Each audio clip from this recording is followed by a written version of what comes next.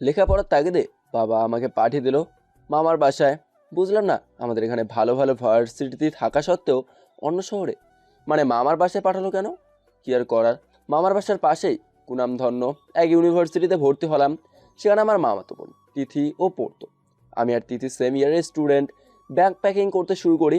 মামা বাসায় যেতে হবে, বাইরে গাড়ি দাঁড়ানো, প্রচণ্ড কষ্ট হচ্ছিল এই চিরচেনা শহরটাকে ছেড়ে যেতে। এই শহরের প্রতিটা গলি আমার চেনা, খুব মিস করব। জানি না আবার কবে এখানে আসতে পারবো। ব্যাগ গুছিয়ে আলতো করে চোখের পানি মুছতে মুছতে বাসা থেকে বের হয়েই অবাক হয়ে গেলাম, কারণ বাইরে কমপক্ষে 18 থেকে 20 জন ছেলে, মানে আমার কলেজের ফ্রেন্ডগুলো অপেক্ষা করছে। আমি অনেকটা আবেগ আপ্লুত হয়ে পড়লাম, তবু হাসি মুখ নিয়ে সবাইকে বললাম, হে, সবাইকে আমার চলে যাওয়াতে খুশি? যেতে দেব না বলেই এসেছি। যেতে দিবে না বললে কি হয়? আব্বু কিন্তু আগের মতো এখন লাঠি নিয়ে তাদের তাড়া করবে। আজকে তোর বাপ রামদা নিয়ে তাড়া করলেও এখান থেকে এক চুল পরিমাণ নড়াচড়া করব না। এখন সত্যি সত্যি ইমোশনাল হয়ে পড়ছি। বুঝে গিয়েছি এদেরকে ভয় দেখিয়ে বিদায় করতে পারবো না। তাই একে একে সবাইকে বুকে জড়িয়ে নিয়ে বললাম, আরে চিন্তা করিস কেন, আমি কি সারা জীবনের জন্য যাচ্ছি নাকি? দেখবি কাল সকালে এসে পড়বো। দুদিন পর আমাদেরকে ভুলে যাবি না তো? নিজেকে ভুলতে পাবো, কিন্তু তাদেরকে না। তোরা আমাকে অনেক সাহায্য করছিস, যেটা আমি সব সময় মনে রাখি আর রাখবো। আর দুদিন সেখানে থাকতে পারবো কিনা সন্দেহ। Miss you. Me you to all কলিজের টুকরা। এটুকু বলে আর দেরি করলাম না, সাথে সাথে গাড়িতে উঠে বসলাম। তবে মনে হচ্ছিল আমার মাঝে থেকে অনেক কিছু হারিয়ে যাচ্ছে। কিছু দূর যাওয়ার পর দেখতে পেলাম রাস্তায় বসে এক বৃদ্ধা লোক কান্না করছে।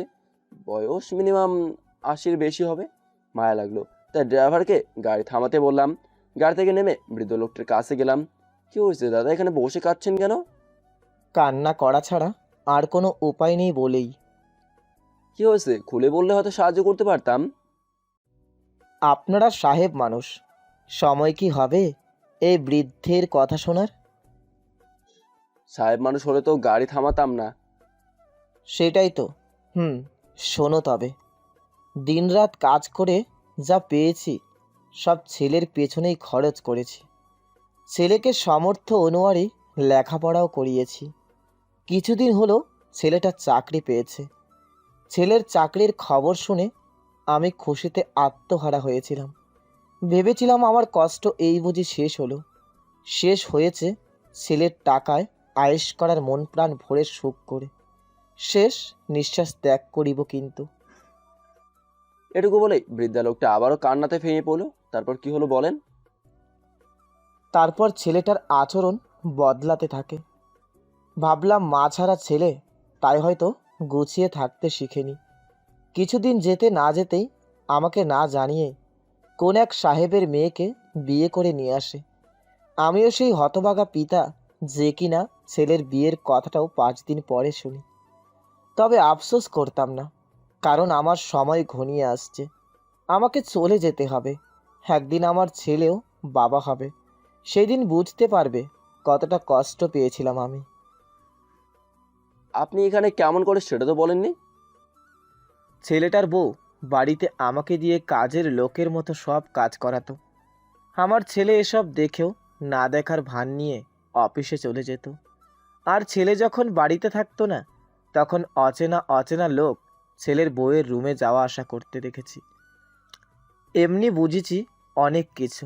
অচেনা এক লোকের সাথে একটানা 2 ঘন্টা বন্ধ রুমে থাকার মানে সবাই বুঝবে। সে যাই হোক, ছেলেকে বললে বিশ্বাস করবে না, তাই সাহস করে বলিনি। হঠাৎ আমি অসুস্থ হয়ে পড়ি, যার ফলে কোনো কাজ করতে পারিনি। তাই ছেলের বউটা আমাকে পুরো একদিন রুমে আটকে রেখেছিল। আমাকে কিছু খেতে দেয়নি, এক গ্লাস পানিও দেয়নি। পিপাসা আর ক্ষুধার যন্ত্রণায় বাড়ি থেকে কোনোভাবে এখানে পালিয়ে এসেছি।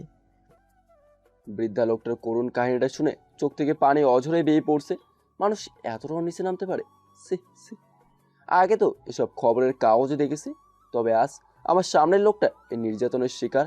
যাই হোক, আমি তাড়াতাড়ি বৃদ্ধা লোকটাকে নিয়ে একটা রেস্টুরেন্টে গেলাম। সেখানে গিয়ে লোকটাকে ইচ্ছে মতো খাবার খেতে বললাম। বৃদ্ধা লোকটা এমনভাবে খাচ্ছিল, সে কি আর বলবো। খাওয়া শেষ করে ফার্মেসি থেকে কিছু ওষুধ কিনে দিয়ে বললাম, এখন কোথায় যাওয়ার ইচ্ছে আছে? নিজের বাড়িতে যেতে পারবো না, তাই এক মেয়ে ছিল, তার বাড়িতেই আশ্রয় নিব গিয়ে।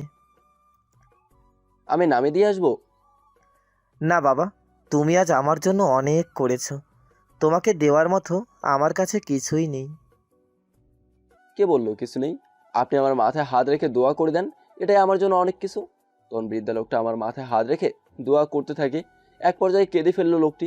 আমার অনেক দেরি হয়ে যাচ্ছিল, তাই বৃদ্ধা লোকটির হাতে কিছু টাকা গুঁজে দিয়ে বললাম, এখান থেকে গাড়িতে করে মেয়ের বাসায় যাবেন, আর আমি আসি। এই বলে তাড়াতাড়ি করে গাড়িতে উঠে বসলাম। জানালা দিয়ে পিছনে হালকা করে উঁকি মারতেই দেখি লোকটা আমার গাড়িটার দেখে এখনো এক দৃষ্টিতে তাকিয়ে রয়েছে। হঠাৎ আমার ফোনে মামার কল আসলো। হ্যালো। কই রে তুই, এতক্ষণ লাগে নাকি? সরি মামা, রাস্তা অনেক জ্যাম তো, তাই সমস্যা নেই, 2-3 ঘন্টার ভিতরেই পৌঁছে যাব। আরও 2-3 ঘন্টা? তিথি তোকে দেখবে বলে অপেক্ষা করছে। কি বলে ও? বলতেছে তোকে কতদিন হলো দেখেনি, তাই একটু তাড়াতাড়ি আসতে বলছে। হুম, ওকে, ফোন রাখো, আমি আসতেছি। ফোনে রেখে প্রাইভেট কারের গ্লাস খুলে সিগারেট জ্বালালাম। জানালার ধার ঘেঁষে বসে সিগারেট খাচ্ছি। আর কিছু দূর পেরোলেই মামার বাসা, তার সিগারেট জ্বালালাম না। অন্য কেউ না বুঝলেও মামা তো বোন তিথি অবশ্যই বুঝে ফেলবে যে আমি সিগারেট খেয়ে আসছি। যাই হোক, অবশেষে মামার বাসায় গিয়ে পৌঁছালাম। হালকা ফ্রেশ হয়ে নাস্তা শেষ করলাম। আমি যে রুমে থাকবো সে রুম তিথি আমাকে দেখিয়ে দিল। রুমটা এত গোছানো কেন? আগে কে ছিল এই রুমে? এটা আমার রুম ছিল। তাহলে তুই কোথায় থাকবি? রুমের অভাব নাকি? তারপরও তারপরও কিছু না, তুই বিশ্রাম নি তাহলে, আমি আসি। তিথি চলে গেলে আমি যে ভার্সিটিতে ভর্তি হয়েছিলাম সেই ভার্সিটির বিষয়ে নেটে ঘাটাঘাটি করতে লাগলাম। ঘাটাঘাটি করার এক পর্যায়ে একটা জিনিসে আমার চোখ আটকে গেল। কারণ গত 15-16 দিন আগে ওই ভার্সিটিতেই 5 জন ছেলে মিলে ভার্সিটির এক মেয়েকে ধর্ষণ করে মেরে ফেলে। আর এত বড় একটা বিষয় ভার্সিটির থেকে টাকা দিয়ে চাপা দিয়ে রেখেছে। এত সব কিছুর পরও সেই 5 জন ছেলে এখনও সেই ভার্সিটির ছাত্র। বিষয়টা আমাকে অনেক ভাবাচ্ছে। আমি তখন তিথিকে ডাক দিই, তোদের ভার্সিটি মানে আমি যেখানে ভর্তি হয়েছি সেখানে কিছুদিন আগে একটা মেয়েকে রেপ করে মেরে ফেলছে 5 জন ছেলে মেয়ে। কথাটা কি সত্যি? তিথি তখন কিছু না বলেই চুপ করে রইল। কি হলো, কথা বল। হুম, সত্যি। তবে ছেলেগুলা এখানকার বড় বড় ক্ষমতায় থাকা নেতাদের ছেলে। ও আচ্ছা, তুই এখন যা, একটু কাজ করছি। আচ্ছা শোন না, যা বলবি তাড়াতাড়ি বল। এতদিন পর আসলি, তারপরও এমন ব্যবহার কেন তোর? জানিসই তো, দুইটা জিনিস আমার দ্বারা হয় না। এক হলো মেয়েদের সাথে মিষ্টি কথা বলা, আর দ্বিতীয়টা হলো কাউকে তেল মেখে চলা। হুম, বুঝেছি। কি বুঝলি? আমি অনেক ভালো, তাই না? যারা নিজেকে নিয়ে ভালো বলে তারা কখনোই ভালো হয় না। আর তোর চেহারাতেই ফুটে উঠেছে তুই খারাপ, বেঈমান, স্বার্থপর, নিষ্ঠুর, কুত্তা, বিলাই, ইঁদুর, তেলাপোকা। এত বড় অপমান! শোন, তবে তোর জামার ভিতরে আমি যে পর্যন্ত তেলাপোকার ইঁদুরের বাচ্চা না দেবো সেই পর্যন্ত আমি ঘুমাবো না। না প্লিজ, এমনটা করিস না। ওকে, তাহলে এখন যা, আমাকে কিছুক্ষণ একা থাকতে দে। দিদি চলে গেলে আমি আবারও নেটে ভার্সিটির মেয়েটার ধর্ষণ নিয়ে ঘাটাঘাটি করা শুরু করে দিলাম। এমনকি যে 5 জন মেয়েটাকে রেপ করেছিল তাদের বিষয়েও সব তথ্য নিয়ে 5 জনের নামের লিস্ট জমা করে রেখে দিলাম। জানি না এই টিমের সিরিয়াল কত টিমের পর আসবে, তবে আমার লিস্টে যখন এই 5 জনের নাম উঠেছে অবশ্যই এদের সিরিয়াল আসবে, সে আজ হোক বা কাল। রুমে মামা আসলো। কি সব ঠিকঠাক তো? সব ঠিকঠাক। কাল তো তোর ভার্সিটির প্রথম দিন, তাই না? হুম। তিথিকে নিয়ে একসাথে যাবি। ভার্সিটির ছেলে পেলে বেশি একটা ভালো না, তাই তিথিকে একটু দেখে শুনে রাখিস। এসব নিয়ে তুমি চিন্তা করো না, আমি আসি তো। তুই আছিস বলেই এখন আমার একটু হালকা লাগছে। আচ্ছা তাহলে কাজ কর। এই বলে মামা চলে গেল। আমার পার্সোনাল ডায়েরিটা বালিশের নিচে রাখলাম, যে ডায়েরিটা আমার জীবনের থেকেও বেশি মূল্যবান। ঘুমানোর উদ্দেশ্য নিয়ে লাইট অফ করে চোখ বুজে বিছানাতে শুয়ে এলাম। তবে কিছুতেই ঘুম আসছিল না। এপাশ থেকে ওপাশ হচ্ছি, বিছানার চাদর দুমড়ে মুচড়ে যাচ্ছে, তবুও কিছুতেই ঘুম আসছিল না। ঠিক তখন মনে পড়লো 2 বছর আগের ঘটনা। 2 বছর আগে একবার মামা বাসায় আসছিলাম, তখন তিথি আমাকে প্রপোজ করেছিল। মামা তো বোনের সম্পর্ক নষ্ট হবে বলেই তখন তিথির মুখের উপর না করে দিয়েছিলাম। তিথি সেদিন অনেক কান্না করছিল, তবুও আমি রাজি হইনি। তবে 2 বছর পর তিথিকে দেখে অবাক হয়ে গিয়েছি, কারণ তিথির চেহারাতে অনেক পরিবর্তন এসেছে, আগের থেকে অনেক সুন্দর হয়েছে। মাঝে মাঝে মনে হয় এখন আমি নিজে গিয়ে তিথিকে প্রপোজ করি, কিন্তু দুইটা কারণে মন বাধা দেয়। এক হলো তিথি অন্য কারোর সাথে রিলেশন করে কি না যায় না, তবে আমি জিজ্ঞাসা করলে না করবে আমি জানি, তাই আর জিজ্ঞাসাও করি না। দ্বিতীয়ত হলো তিথি আমার সাথে রিলেশন করলে তিথির লাইফে অনেক সমস্যা ফেস করতে হবে, এমনকি তিথির প্রতি আমি দুর্বল থাকলে এটা বাইরের কেউ জানতে পারলে আমার জীবন নিয়েও টানাটানি শুরু হয়ে যাবে। তো এইসব ঝামেলাপূর্ণ জিনিসে এমন সময় না দেওয়াই ভালো। তবে তিথি আমাকে এখনও প্রশ্ন করে, এটা খুব ভালোভাবেই বুঝি। কাল খুব সকালে ঘুম থেকে উঠতে হবে, কারণ কাল আমার ভার্সিটির প্রথম দিন। আশা করব প্রথম দিনটা যেন ভালো হয়, এরপর যা হবে দেখা যাবে। চলে ঘুম ভাঙে আম্মুর ফোনে। হ্যালো। এখনো পড়ে পড়ে ঘুমাচ্ছিস? আজ না তোর ভার্সিটির প্রথম দিন? তো কি হয়েছে? তো কি হয়েছে মানে? তাড়াতাড়ি উঠে ফ্রেশ হয়ে নাস্তা শেষ করে ভার্সিটি যা। সকাল সকাল প্যারা দিও না তো, আমি তো যাবই, তুমি ফোন রাখো। আমি এটুকু বলেই ফোনের লাইনটা কেটে দিলাম। তখন আমার রুমের দরজাতে নক, দরজায় খুলতেই দেখতে পেলাম তিথি একদম সাজুগুজু করে রেডি ভার্সিটিতে যাবে বলে। কি রে, তোর এখনো এই অবস্থা কেন? তাহলে কোন অবস্থায় থাকতে হবে? ক্লাসে যাবি না? সময় হয়ে যাচ্ছে তো। নিচে দাঁড়িয়ে রিক্সা ম্যানেজ কর, আমি 5 মিনিটে আসছি। তিথি নিচে চলে গেল। আমি ফ্রেশ হয়ে সব কিছু নিয়ে নিচে গিয়ে দেখি তিথি নেই। হঠাৎ করে পিছন থেকে শব্দ করে আমাকে ভয় দেখানোর চেষ্টা করে, তবে তিথি জানতো না আমার ভয় অনেক আগেই কেটে গিয়েছে। ভয় পাওনি? অনেক ভয় পেয়েছি। এবার চলো। আমরা দুজন একটা রিক্সা নিয়ে ভার্সিটির দিকে যেতে থাকলাম। তবে রাস্তায় তিথি আমাকে নানা রকম প্রশ্ন করতে থাকে। তোর জিভ কয়টা? অনেকগুলা। ও, আমি তো ভেবেছিলাম তুই অনেক ভদ্র। বেশি বক বক করিস না তো। তুই কি কিছুই বুঝিস না? বোঝার মতো কিছু আছে নাকি? এ মামা তাড়াতাড়ি চালান তো, তাহলে এই মেয়েটা আমাকে পাগল করে দেবে। অবশেষে ভার্সিটিতে পৌঁছালাম। সবাই যার যার মতো ব্যস্ত, তবে গেটের সামনে 5 থেকে 6 জন ছেলে মেলে মেয়েদেরকে টিস করছে। রিক্সা থেকে নেমে আমি আর তিথি গেটের ভেতরে ঢুকতেই ছেলেগুলো তিথিকে বলে উঠলো, Hey, sexy looking baby. এই বলে তিথির ওনার টান দিতেই আমি পিছন ফিরে ছেলেটার নাক বরাবর একটা ঘুষি মারতেই নাক ফেটে রক্ত ছিতরে ছিতরে পড়তে থাকে। তিথি আমাকে সেখান থেকে টানতে টানতে ক্লাসরুমে নিয়ে গেল। এটা তুই কি করলি? কি করেছি জানি না, তবে ভুল কিছু করিনি। জানি তোরা কারা? জানি না, আর জানার দরকারও মনে করি না। না, তোর যেতে হবে না। ওকে বল, ওই ছেলেরা কে? এরা সেই ছেলেরা যার কথা কালকে তুই আমাকে বললি। তাহলে এরা 5 জন মিলে ভার্সিটির একটা মেয়েকে ধর্ষণ করে মেরে ফেলেছে। হুম। খুব বড় একটা উপকার করলি রে। মানে কি? তুই এদের সাথে ঝামেলা করিস না প্লিজ, তোর পায়ে পড়ি।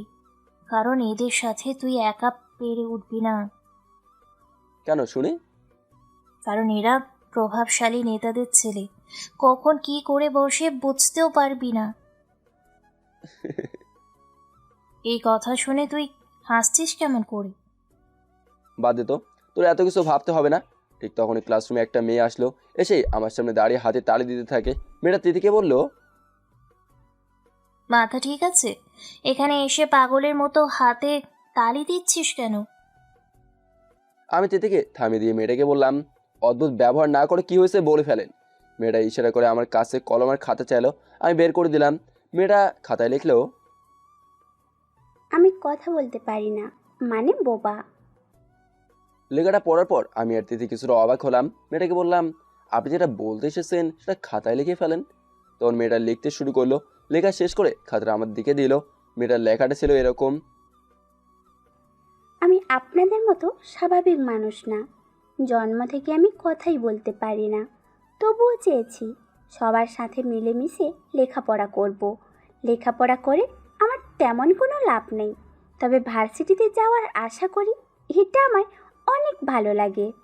তবে কিছুদিন যাবৎ দুষ্টু ছেলেগুলো সবার সামনে আমার সেনসিটিভ জায়গাগুলোতে হাত দেয়। যখনই আমি সামনে পড়ি সবাই দেখেও না দেখার ভান নেয়। তবে আজ আপনাকে প্রথম দেখলাম, হয়তো আজ আপনার ভার্সিটির প্রথম দিন, তবুও আপনার ফ্রেন্ডের ওড়নার টান দিতেই আপনি ওই ছেলেটাকে মেরেছেন। বিষয়টা আমার মনে দাগ কাটছে। আমার মনে হচ্ছে আমার মতো অত্যাচারী মেয়েদের সাহায্য করতে উপরওয়ালা আপনাকে এখানে পাঠিয়েছেন। দোয়া করি ভাইয়া আপনাকে। আপনি যেমন সব সময় সুস্থ থাকেন। এই ছিল মেয়েটার লেখাটা পরে সামনের দিকে তাকাতে দেখি মেয়েটা চলে গিয়েছে। আমি তিতিকে বললাম, মামা তো রাত 9টার পরে আমাকে বাসা থেকে বেরই হতে দেয় না।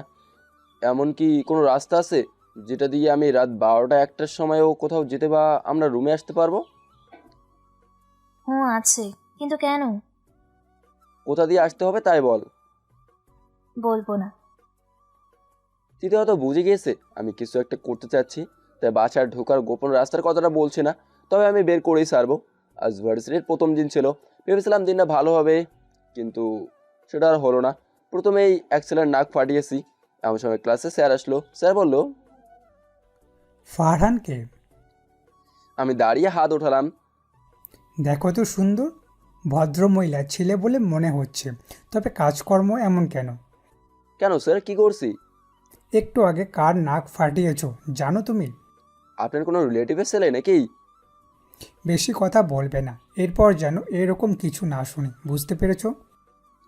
স্যার, আমি যেন ভার্সিটিটা ইফটিজিং মুক্ত দেখি, তা না হলে আমার হাত চলবেই। আমার এই কথা শুনে ক্লাসে থাকা সবাই হাতে তালি দিল। স্যার তখন রেগে আগুন হয়ে চলে গেলেন। স্যার যাওয়ার পরেই ক্লাসে থাকা সবাই আমাকে ঘিরে ধরলো। সবাই বলতেছে, ভাই আপনার বাসা কোথায়? কোথায় থাকেন? আপনি অনেক সাহসী। এরকম আরও অনেক কিছুই বলতে থাকে। তবে সেদিকে কান না দিয়ে চোখ পড়লো অন্য জায়গায়। ভার্সিটির পেছনের দিকটা অনেক সুন্দর, বড় একটা দিঘি রয়েছে, সুন্দর সুন্দর সব গাছপালা। ওখানে গিয়ে একটা সিগারেট খেতে পারলে মনটা একদম ফ্রেশ হয়ে যেত। যেই ভাবা সেই কাজ। দিদিকে বললাম, তুই এখানে থাক, আমি একটু ঘুরে আসি। জি না, আমাকে সাথে করে নিয়ে যেতে হবে। আচ্ছা, এখানে তোর বিএফ নেই? যা তোর বিএফের সাথে দেখা কর গিয়ে, সবসময় আমার সাথে থাকতে হবে না। যা তুই, যেখানে খুশি সেখানে যা। ও ভাবছে একটু রাগ দেখালে আমি ওকে আমার সাথে করে নিয়ে যাব, কিন্তু ওর চিন্তা ভাবনা ভুল। আমি একাই চলে আসলাম ভার্সিটির পেছনের এদিকটাতে। এসে গাছের উপর বসে সিগারেট খাচ্ছি। মনোরম পরিবেশ, ভালোই লাগছিল, কিন্তু তো কোথা থেকে যেন কান্নার শব্দ ভেসে আসলো আমার কানে। আমি উঠে দাঁড়ালাম আর খুঁজতে লাগলাম শব্দটা কোথা থেকে আসছে। দেখতে পেলাম আমার থেকে একটু দূরেই একটা মেয়ে ফুপিয়ে ফুপিয়ে কান্না করছে। মেয়েটার কাছে যেতেই ভয়ে মেয়েটাও উঠে দাঁড়ালো। ভয় নেই, মনে করেন আমি আপনার কান্নার সঙ্গে আমারও মনটা আজ ভালো নেই। ও, কি হয়েছে আপনার যে এত বড় হয়েও কান্না করছেন? কিচ্ছু না, এমনিতেই। বুঝতে পারলাম মেয়েটা এত সহজে মুখ খুলবে না, তাই আমি একটা ছেঁকা খাওয়ার কাহিনী বানিয়ে মেয়েটাকে বললাম, আমি বুঝতে পেরেছি মেয়েটা হয়তো প্রেমে ব্যর্থ হয়েছে। আমি এত সাজিয়ে গুজিয়ে আমার ছেঁকা খাওয়ার কাহিনী বানিয়ে বলেছি যে মেয়েটা এখন নিজ থেকে আমাকে সব বলা শুরু করছে। মেয়েটা বলল, এক ভার্সিটির ছেলের সাথে তার 2 বছর যাবত রিলেশন ছিল। এই 2 বছরে ছেলেটা তাকে প্রেমের মায়াজালে ফাঁসিয়ে তার জীবন একদম নষ্ট করে দিয়েছে। মেয়েটার মায়াবী একটা চেহারা, বুঝি না এসব মেয়েদের নষ্ট করা কি খুব প্রয়োজন মাত্র 5-10 মিনিট সুখের জন্য? মেয়েটা কাঁদতে কাঁদতে আরও বলল, আমি এ জীবন রাখবো না, কারণ আমার গৌরব, আমার সৌন্দর্য, আমার অহংকার, স্বামীর হক, এই সব কিছু আমি নষ্ট করে ফেলেছি। তাই আমার বেঁচে থাকার কোনো অধিকার নেই। এটুকু বলেই মেয়েটা ব্যাগে একটা ওষুধের আর বোতল বের করলো। এটা কিছু ওষুধ? এটা কোনো ওষুধ না, এটা বিষ। এটা এখন আপনি খেয়ে মরে যাবেন? আত্মহত্যা করা মহাপাপ, জানেন না?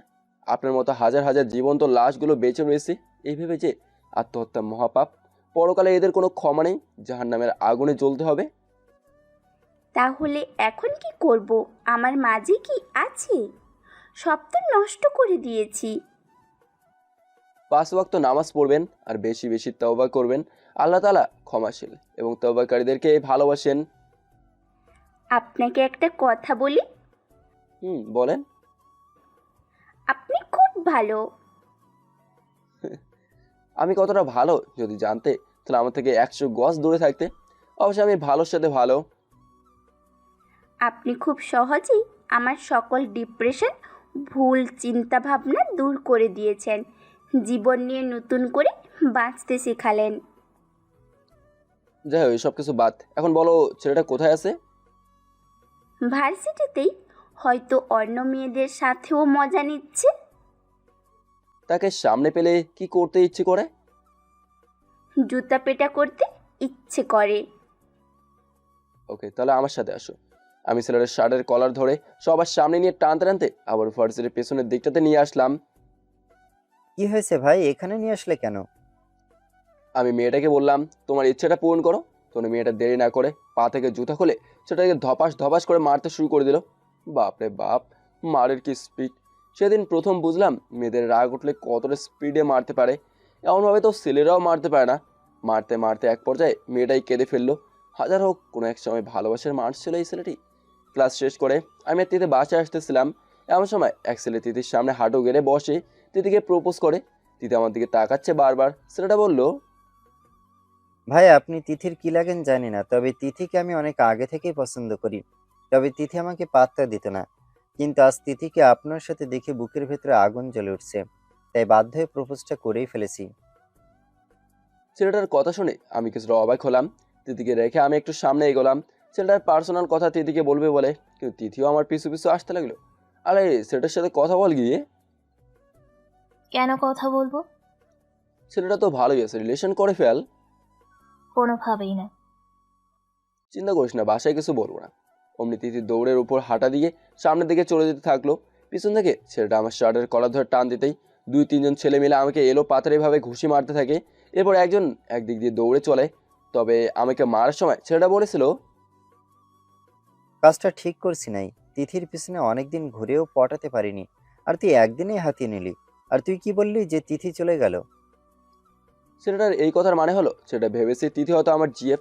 যাই হোক, ভুল বুঝে মেরেছে। যাই, আর কিছু না করে সেখান থেকে চলে আসতে লাগলাম। খুঁড়িয়ে খুঁড়িয়ে হাঁটতেছি, কারণ পাতেও প্রচণ্ড আঘাত পেয়েছি। নাক মুখের কথা বাদই দিলাম, একদম দেখার অবস্থা না। এখন কিভাবে হসপিটালে যাব বুঝতে পারছি না।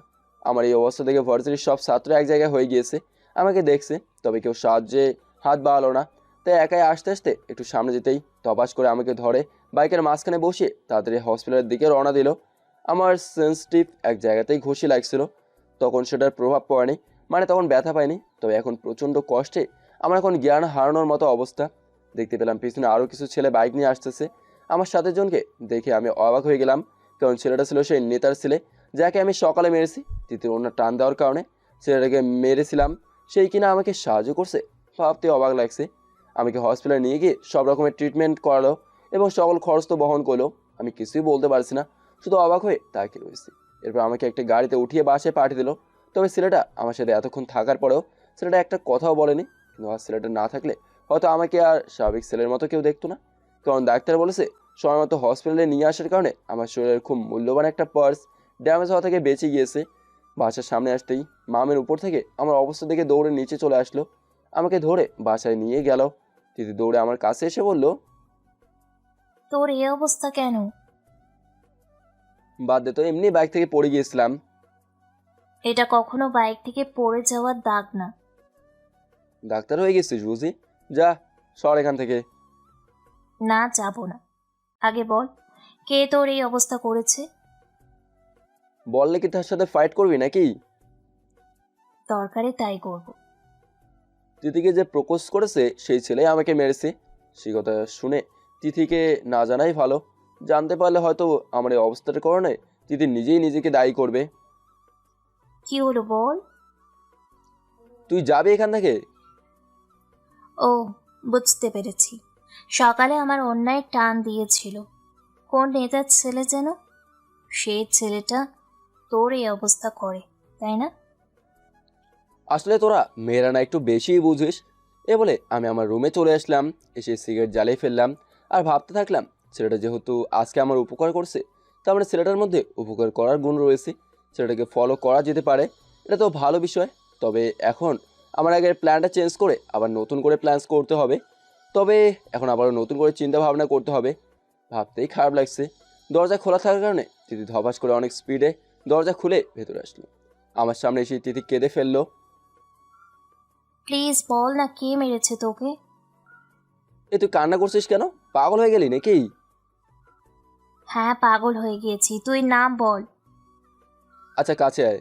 তিথি কাছে আসলো। তিথির চোখের পানি মুছে দিয়ে বললাম, আরে পাগলি, আমার কিছুই হয়নি, পরে সময় করে সব বলবো। তিথি আমার অবস্থা দেখে পাগলের মতো করছে। যাই হোক, কোনোভাবেই তিথিকে সান্ত্বনা দিয়ে বাইরে পাঠিয়ে দিলাম। এমন সময় আম্মুর ফোন আসলো। আমি অনেকক্ষণ যাবৎ ভয় ভয়ে ছিলাম কখন যে আম্মুর ফোন আসে। সো কি আর করার, ফোন তো রিসিভ করতেই হবে। হ্যালো আম্মা। কি হয়েছে তোর? কই কিছু না তো। কেন, কে কি বলছে? তোকে মেরে নাকি নাক মুখ ফাটিয়ে দিয়েছে? বেশি না, একটু। তুই কি করলি? তোর হাত পা আল্লাহ দেয় নাই? ভাবলাম কি আর হলো কি। আম্মুর কথা শুনে আমি রীতিমতো অবাক হয়ে যাচ্ছি।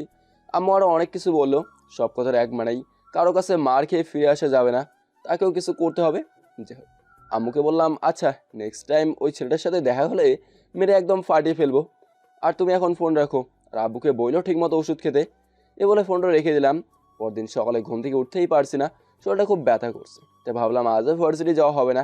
এমন সময় তিথি আমার রুমে আসলো। কি রে, এখন আর রেডি হচ্ছিস না কেন? আজ আর যাবো না রে। কেন, কোনো সমস্যা হয়েছে? না এমনি, ওই আর কি, শরীরটা ব্যথা করছে একটু। ও, তাহলে থাক, আজ নাই গেলাম ক্লাসে। তুই যাবি না কেন? তুই জানা। তোকে রেখে একা একা যেতে ভালো লাগে না। ওকে, যা ইচ্ছে কর, তবে এখন আমাকে একটু একা থাকতে দে কিছুক্ষণ। ওকে। এই বলে তিথি চলে গেল। আমি দরজাটা লাগিয়ে সিগারেট জ্বালিয়ে খেতে থাকলাম। তবে কেমন যেন কিছুই ভালো লাগছে না। ফোন চাপতেও ভালো লাগে না, বসে থাকতেও ভালো লাগে না, শুয়ে থাকতেও ভালো লাগে না, দাঁড়িয়ে থাকতেও ভালো লাগে না। ভাবলাম এখন পর্যন্ত তো এই এলাকাটা ঘুরেই দেখা হয়নি। তাই আর দেরি না করে বেরিয়ে পড়লাম এলাকাটা ঘুরে দেখতে। বাসা থেকে বের হয়ে খানিকটা সামনে যেতেই দেখতে পেলাম একটা মেয়ে একটা ছেলেকে কান ধরে উঠবস করাচ্ছে। অত মেয়েটার বিয়ে দেখে অনেক হাসিও পেলো। অনেক কষ্টে হাসিটা আটকে রাখলাম। দেখলাম ছেলেটা মেয়েটাকে অনেক করে সরি বলতেছে, কিন্তু মেয়েটা তার কথা কানাই নিচ্ছে না। বাপরে বাপ, কি ভয়াবহ এক অবস্থা। রিলেশন করি না, এই জন্যই। আমি আর একটু সামনে এগিয়ে যেতেই দেখতে পেলাম কাগজে মোড়ানো সুন্দর সুন্দর ছোট ছোট ঘর বাড়ি, যেটাকে আমরা গ্রামের বাসায় বস্তি বলে থাকি। এই বস্তিতে একসাথে অনেক মানুষের বসবাস, তবে জায়গাটা কিন্তু বেশি একটা বড় সড়ো না। তারপরও তারা সবাই মিলে মিশে থাকে। মনোরম এক পরিবেশ।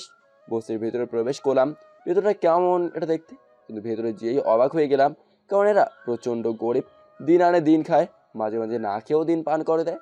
তবে এদের কিছু কিছু মেয়েগুলো একদম রাজকন্যা। আগে ভাবতাম রাজকন্যা শুধু প্রভাবশালী বা ধনীদের ঘরে জন্ম নেয়, কিন্তু এখন আমার পুরো চিন্তা ভাবনাই ভুল। রাজকন্যা শুধু ধনীদের ঘরে জন্ম নেয় না, বস্তিতেও শত শত রাজকন্যা জন্ম নেয়, এবং এরাই প্রকৃত রাজকন্যা। তবে সমস্যার বিষয় হলো অন্যটা। এই এলাকারই কিছু ছেলে এই বস্তিটাতে এসে রাজ করে, মানে বস্তিতে এসে এখানকার মেয়েদের বিরক্ত করে, এবং মাঝে মাঝে এইসব মেয়েদের শরীরে হাত লাগায়। এরা অসহায় বলে ছেলেগুলোকে কিচ্ছু বলতে পারে না। ছেলেগুলো প্রতিদিন দল বেঁধে এসে ইচ্ছে মতো মজা লোটে, আবার চলে যায়। এদেরকে কেউ কিছু বলার সাহস পায় না, কারণ এরা হলো এলাকার বকাটা ছেলে পেলে। কিন্তু এরা হয়তো এটা জানে না যে বাপের উপর বাপ থাকে। আর একটু সামনে যেতে দেখতে পেলাম বড় একটা নদী বয়ে গিয়েছে বস্তিটার পাশ দিয়ে। বস্তির মেয়েরা সেখান থেকে পানি সংরক্ষণ করছে। সেখানে এলাকার কিছু বকাটা ছেলে মেয়েগুলোকে প্রচণ্ডভাবে বিরক্ত করছে। আমি সামনে গিয়ে একটা মেয়ের কলস ভর্তি পানি নিয়ে যাচ্ছিল। হঠাৎ করে একটা ছেলে এসে মেয়েটার কোমরে হাত দিয়ে বসে। নিজেকে আর ঠিক রাখতে পারলাম না। ভেবেছিলাম মাথা ঠান্ডা করে প্ল্যান করে এদের শিক্ষা দেবো, তো প্ল্যান পরে হবে, এখন শুধু শব্দ ছাড়া মায়ের হবে। মেয়েটার কোমরে হাত দেওয়ার সাথে সাথে আমি ছেলেটার বুকে লাথি মেরে নদীতে ফেলে দিলেই আরও দুটো ছেলে আমাকে মারতে এগিয়ে আসে। মেয়েটার কলসটা ছিল লোহার, তাই মেয়েটার হাত থেকে কলস নিয়ে দুজন ছেলেকে একটা করে মাথার পিছনে আঘাত করাতে আর কেউ সামনে আসার সাহস পেল না। তোমরা তিনজন দৌড়ে চলে আসে। তবে যাওয়ার আগে আমাকে বলে গিয়েছে আমাকে নাকি পরে দেখে নেবে। অসহায় অবস্থার মেয়েটা আমাকে বললো, ভাইয়া, আমাদের এই গরিবের ঘরে একটু মুড়ি গুড় খেয়ে গেলে খুব খুশি হব। আস না, অন্য একদিন এসে খেয়ে যাব। না না, আজ এক্ষুনি যেতে হবে। কি আর করার, জোর করে নিয়েই গেল। মেয়েটার বাবা নেই, বলতে গেলে মেয়েটার মা ছাড়া আর কেউই নেই। মেয়েটার সাথে ছোট্ট একটা ছেলেকোড়ার মতো একটা ঘরে ঢুকলাম। ভেতরে মেয়েটার মা ছিল। আমাকে দেখতেই মেয়েকে বলে উঠলো, এই সাহেবের ব্যাটে কি রে মা? এরপর মেয়েটির সাথে হওয়া সব কাহিনী খুলে বললে লক্ষ্য করলাম মেয়েটার মায়ের চোখ থেকে অশ্রু ঝরছে। কি হয়েছে, কান্না করেন কেন? তখন মেয়েটার মা বলল, তোমার মতো আমার যদি একটা ছেলে থাকতো তাহলে আর কাঁদতাম না। এলাকার ছেলেপেলেরা এসে প্রায় আমার মেয়ে সহ সব মেয়েদের বিরক্ত করে, তবু আমাদের মুখ বুজে সহ্য করে নিতে হয়। আমরাও তো মানুষ, তাই না? কেন আমাদের সাথে এরকম হয়? মেয়েটার বাবা মারা গিয়েছে অনেক দিন হলো। মেয়েটাকে শেষ কর্ণিতে জামা কিনে দিয়েছি মনে নেই। সামনে আবারও তো ঈদ আসছে।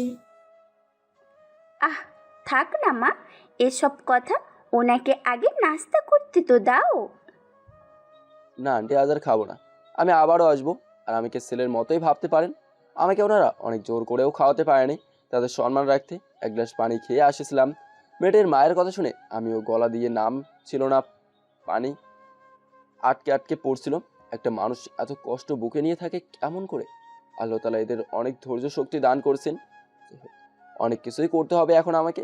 সব কিছুই একসাথে মাথায় ঘুরপাক খাচ্ছে। এসব চাপে মাথাটাও ঠিকঠাকভাবে কাজ করছে না। বাসায় আসার পর কই গিয়েছিলে এই শরীর নিয়ে? কোথাও না, এখানেই। কোথাও না এখানে মানে? জায়গা নাম বল। আরে আমি এত কিছু চিনি নাকি এখানকার? আচ্ছা বোন আমার, একটা কাজ করে দিবি? কি কাজ? ফ্রিজ থেকে ঠান্ডা পানি নিয়ে লেবুর শরবত করে নিয়ে আসবি। ওকে, রুমে যা, নিয়ে আসছি। আমি রুমে গিয়ে টিভি অন করলাম। দিদি শরবত নিয়ে আসলো। রে, চিনি কম দিছিস কেন? কই দেখি। এই বলে তিথি আমার হাত থেকে গ্লাসটা নিয়ে চুমুক দিয়ে বলল, কই, ঠিকই তো আছে। তুই চুমুক দিলি কেন? কেন? আমার মুখের জিনিস খেতে পারবি না? ওকে, আবার করে আনছি। আরে না, মজা করলাম। দিয়ে তো চিনি নাকি ঠিকই আছে বললি। এখন শরবতটা মুখে দিতে অবাক হয়ে গেলাম, কারণ এখন আগের থেকে অনেক মিষ্টি লাগতেছে। কি রে, কাহিনি কি? এখন মিষ্টি লাগে কেন? তোর ঠোঁটে কি মিষ্টি জাতীয় কিছু দিয়েছিস নাকি? আরে না পাগল, চিনিটা ভালোভাবে মিশছিল না, আমি মিশিয়ে দিয়েছি। ও, এই ব্যাপার। জি, এই ব্যাপার। হঠাৎ করেই আমার আর তিথির চোখ আটকে গেল টিভিতে খবরের দিকে। ব্রেকিং নিউজ দেখে আমি আর তিথি হতবাক। কারণ সেদিন তিথিকে যে ছেলে প্রপোজ করেছিল আর আমাকেও মেরেছিল, সেই ছেলের লাশ নদী থেকে উদ্ধার করে পুলিশ। তার মানে ছেলেটাকে আজ অথবা গতকাল রাতে কেউ মেরে নদীতে ফেলে দিয়েছে। ভাবতেই কেমন যেন লাগছে। তিথি তো কথাই বলতে পারছে না। সেদিন তো ছেলেটা ভার্সিটির সবার সামনে আমাকে প্রপোজ করেছিল। এই কারণে পুলিশ যদি আমাদের সন্দেহ করে, বাসায় আসে, তাহলে কেমন করব? দূর, তোর যত সব আলতু ফালতু কথা। তন্দিতা আমার দিকে কড়া দৃষ্টিতে তাকিয়ে বলল, তুই তো কিছুই করিস না। পাগল হলি নাকি? আমি এমনিতে বিপজ্জনক থাকলেও কাউকে খুন করব, এটা আমার দ্বারা সম্ভব না।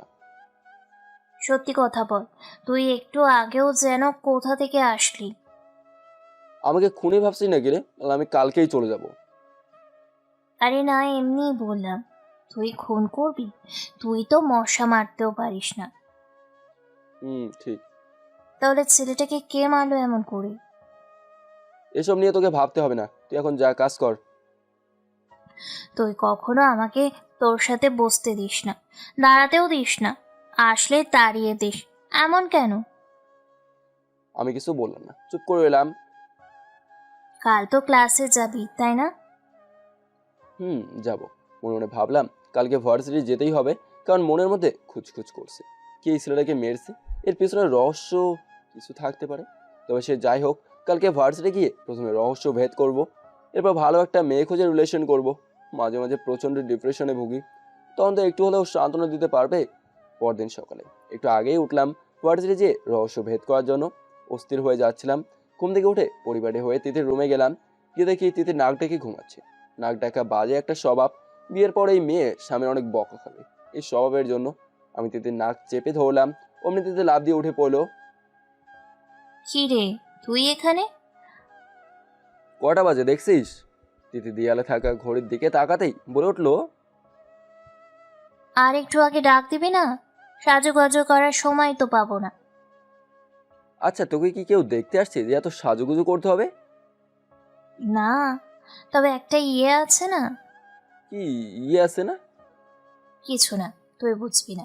আচ্ছা, এখন ড্রেস চেঞ্জ করব, তোর রুমে যা, আমার হলে ডাক দিব। ড্রেস চেঞ্জ করবি তো কর, আমাকে যেতে বলছিস কেন? শয়তান কোথাকার। এই বলে তিথি আমাকে বালিশগুলো ছুঁড়ে মারতে থাকে। অবস্থা বেগতিক দেখে তিথির রুম থেকে চলে আসলাম। একটু পর তিথি রেডি হয়ে আমাকে ডাক দিল। আমি আর তিথি একসাথে ভার্সিটি গেলাম। গিয়ে ক্লাস করতেছিলাম, এমন সময় আমাকে বাইরে থেকে একজন ছেলে ডাক দিল। আমি ক্লাস থেকে বের হয়ে বললাম, কি ভাই কিছু বলবেন? ওই ভাইয়া আপনাকে ডাকতেছে। সামনের দিকে তাকাতে দেখলাম সেই নেতার ছেলে যে তিথির ওড়না টান দিয়েছিল। ছেলেটার নাম ছিল জনি। তোমার সাথে কিছু কথা আছে। বলতে পারো। তোমাকে আমার খুব ভালো লাগছে। কি এখন প্রেম করবা নাকি আমার সাথে? আরে ওইরকম ভালোবাসা না রে ভাই। তাহলে কিরকম? আমি কি তোমার ভালো একটা ফ্রেন্ড হতে পারি যদি তুমি চাও? জানোই তো আমি কার ছেলে, অনেক উপকার পাবে। প্রথমত আমি অহংকার পছন্দ করি না, দ্বিতীয়ত তোমাকে আমার ভালো লাগে না। কি চেঞ্জ করলে আমাকে ভালো লাগবে? আমি তাই করব, চেঞ্জ হতে চাই। হঠাৎ এত চেঞ্জ হওয়ার কারণ? আজ পর্যন্ত কোনো মেয়ের সাথে রিলেশন করতে পারিনি। জানেন কেন? আমি খারাপ বলে। এত টাকা পয়সা কমাতে থাকা সত্ত্বেও আমি আজ ডিপ্রেশনে ভুগছি। জনের কথা শুনেই বুঝতেছি ও আমাদের মতোই সাধারণ ছেলে হতে চায়, কারণ সবার মতো জনেরও মনে করে ভালোবাসার প্রয়োজন হয়, কিন্তু মেয়েরা খারাপ ছেলে পছন্দ করে না, তাই জনে ভালোবাসার মানুষের অভাবে ভুগছে। কিন্তু এখানে একটা কথা আছে, খেয়াল করবেন, গাঁজাখোর বা যে কোনো নেশাখোর খারাপ ছেলেটারও কিন্তু সুন্দর সুন্দর মেয়েদের সাথে রিলেশন করে। কারণ হলো এরা মজার মজার কথা বলে, তাতে মেয়েরা পটে যায়। কিন্তু জনি মেয়েদের সাথে কিভাবে কথা বললে তার কাছ থেকে বিশ্বাস অর্জন করবে সেভাবে কথা বলতেই পারে না। জনি আরও বলল আমাকে, ভাই তুমি যদি আমাকে চেঞ্জ করে একটা রিলেশন করে দিতে পারো তাহলে তুমি আমার কলেজে জায়গা করে নিবা। আমি মনে মনে ভাবলাম আমার যে ভালো খারাপ স্বপ্নগুলো পূরণ করতে হবে, তাতে যে কোনো এক ক্ষমতার হাত লাগবে আমার উপরে উঠতে গেলে। যে জনিকে ভালো করার দায়িত্ব নিয়ে দুজনেই ভালো হবে। কথাবার্তা শেষ করে ক্লাসে গিয়ে দেখি ক্লাস শেষ, তুই বসে আছে মন খারাপ করে। তোর এখন আসার সময় হলো? সরি, দরকারি একটা কাজ করলাম। তোর জন্য কখন থেকে একা একা বসে আছি। কোন মেয়ের পিছনে গিয়েছিলি? আরে পাগল নাকি, কোন মেয়ের পিছনে যাব? বলেও কোনো মেয়ের দিকে নজর দিবি না। বাহ বাহ, ভয় পাইছি। এবার চল তো বাসায় যাব। আমি তিথিকে নিয়ে বাসায় আসলাম। গোসল করে খাবার খেয়ে ভাবলাম একটু ঘুমাবো, অমনি জনের ফোন আসলো। হ্যালো, কই তুমি? বাসায়। বাসায় কি কোনো কাজ কাম আছে? না, তেমন কোনো কাজ তো নেই। তাহলে তোমাদের বাসার নিচে আমি বাইক নিয়ে অপেক্ষা করছি, নিচে নামো, ঘুরতে যাব। আমি নিচে যেয়ে দেখতে পেলাম গেটের সামনে জনে বাইক নিয়ে দাঁড়িয়ে রয়েছে। কি ব্যাপার হঠাৎ এখানে? চলো তোমাকে নিয়ে আজ সারা শহর করব। আমিও চললাম ঘুরতে। যেতে যেতে ও আমাকে বললো, সেদিন তোমাকে এক ছেলে মেরেছিল না? সেই ছেলে তো মারা গিয়েছে, গতকাল দেখলাম। মারা গিয়েছে সবাই জানে, কিন্তু কে মেরেছে এটা কি কেউ জানে? না, তবে তুমি জানো নাকি? ওই ছেলেটাকে আমি মেরেছি। জনের কথা শুনে মাথাটা ঘুরে গেল। মনে মনে একটা জিনিসই ঘুরপাক খাচ্ছে, যে জনের সাথে ছেলেটার হয়তো কোনো শত্রুতা ছিল, তাই হয়তো মেরেছে। জনি তো আমার সাথে শত্রু থেকেই তো বন্ধু হয়েছে। তবে এখন বুঝতে পেরেছি জনি এতক্ষণ ভালো হওয়ার মিথ্যা নাটক করে আমাকে এখানে নিয়ে এসেছে, হয়তো আমাকেও মেরে ফেলার জন্য এখানে নিয়ে এসেছে। তখন আমি বাইক জনের পেছনে বসে আছি। হঠাৎ করে খেয়াল করলাম আমাদের বাইকের পেছনে 25 থেকে 26টা বাইক ভর্তি অনেক ছেলেপেলে আসতেছে। তখন বুঝে গেলাম আজ হয়তো আমার সাথে অনেক খারাপ কিছু ঘটবে। এখন আমারও কিছু করার নেই, যা হবার হবে। এমন সময় জনি বলে উঠলো, ফারহান, আজ তোমাকে এমন জিনিস দেবো যেটাতে তুমি অনেক খুশি হয়ে যাবে। ভাবতেও পারবে না কত বড় অফার তুমি আজ পাবে। জনি আমাকে বাইকের পেছনে বসিয়ে কোথায় যেন নিয়ে যাচ্ছে। আমাদের বাইকের পেছনে আর অনেকগুলো বাইক একসাথে আসছে। জনি সেদিন ও এক ছেলেকে খুন করছে, জানি না আজ আমাকে কোথায় নিয়ে যাচ্ছে। যেতে যেতে কোনো এক ক্লাবে নিয়ে গেল, সেখানে অনেক ছেলে পেলে ছিল। ফারহান এদিকে আয়। আমি জনের কাছে যেতেই জনি সবাইকে উদ্দেশ্য করে বলল, আমার সাথে যাকে তোমরা দেখতেছো তার নাম হলো ফারহান, আমার কলেজার ভাই বা বন্ধু। আজ থেকে আমি চাই তোমরা সবাই আমাকে যেমন সম্মান দাও, আমার সব কথা শোনো, ঠিক তেমনি ফারহানের সব কথা শুনতে হবে। মনে করবা দুজন এক মানুষ। সবাই কি আমার কথাটা বুঝতে পারছো? তবে সেখানে থাকা দু একজন ছেলে বলে উঠলো, যাকে চিনি না জানি না তাকে হঠাৎ এত সম্মান কেন দেব? ঠিক তখনই বাকি সব ছেলেগুলো সেই দুজন ছেলেকে ইচ্ছে মতো মেরে বলল, জনি ভাইয়ের উপরে কথা বলার সাহস এই শহরে কারো নেই।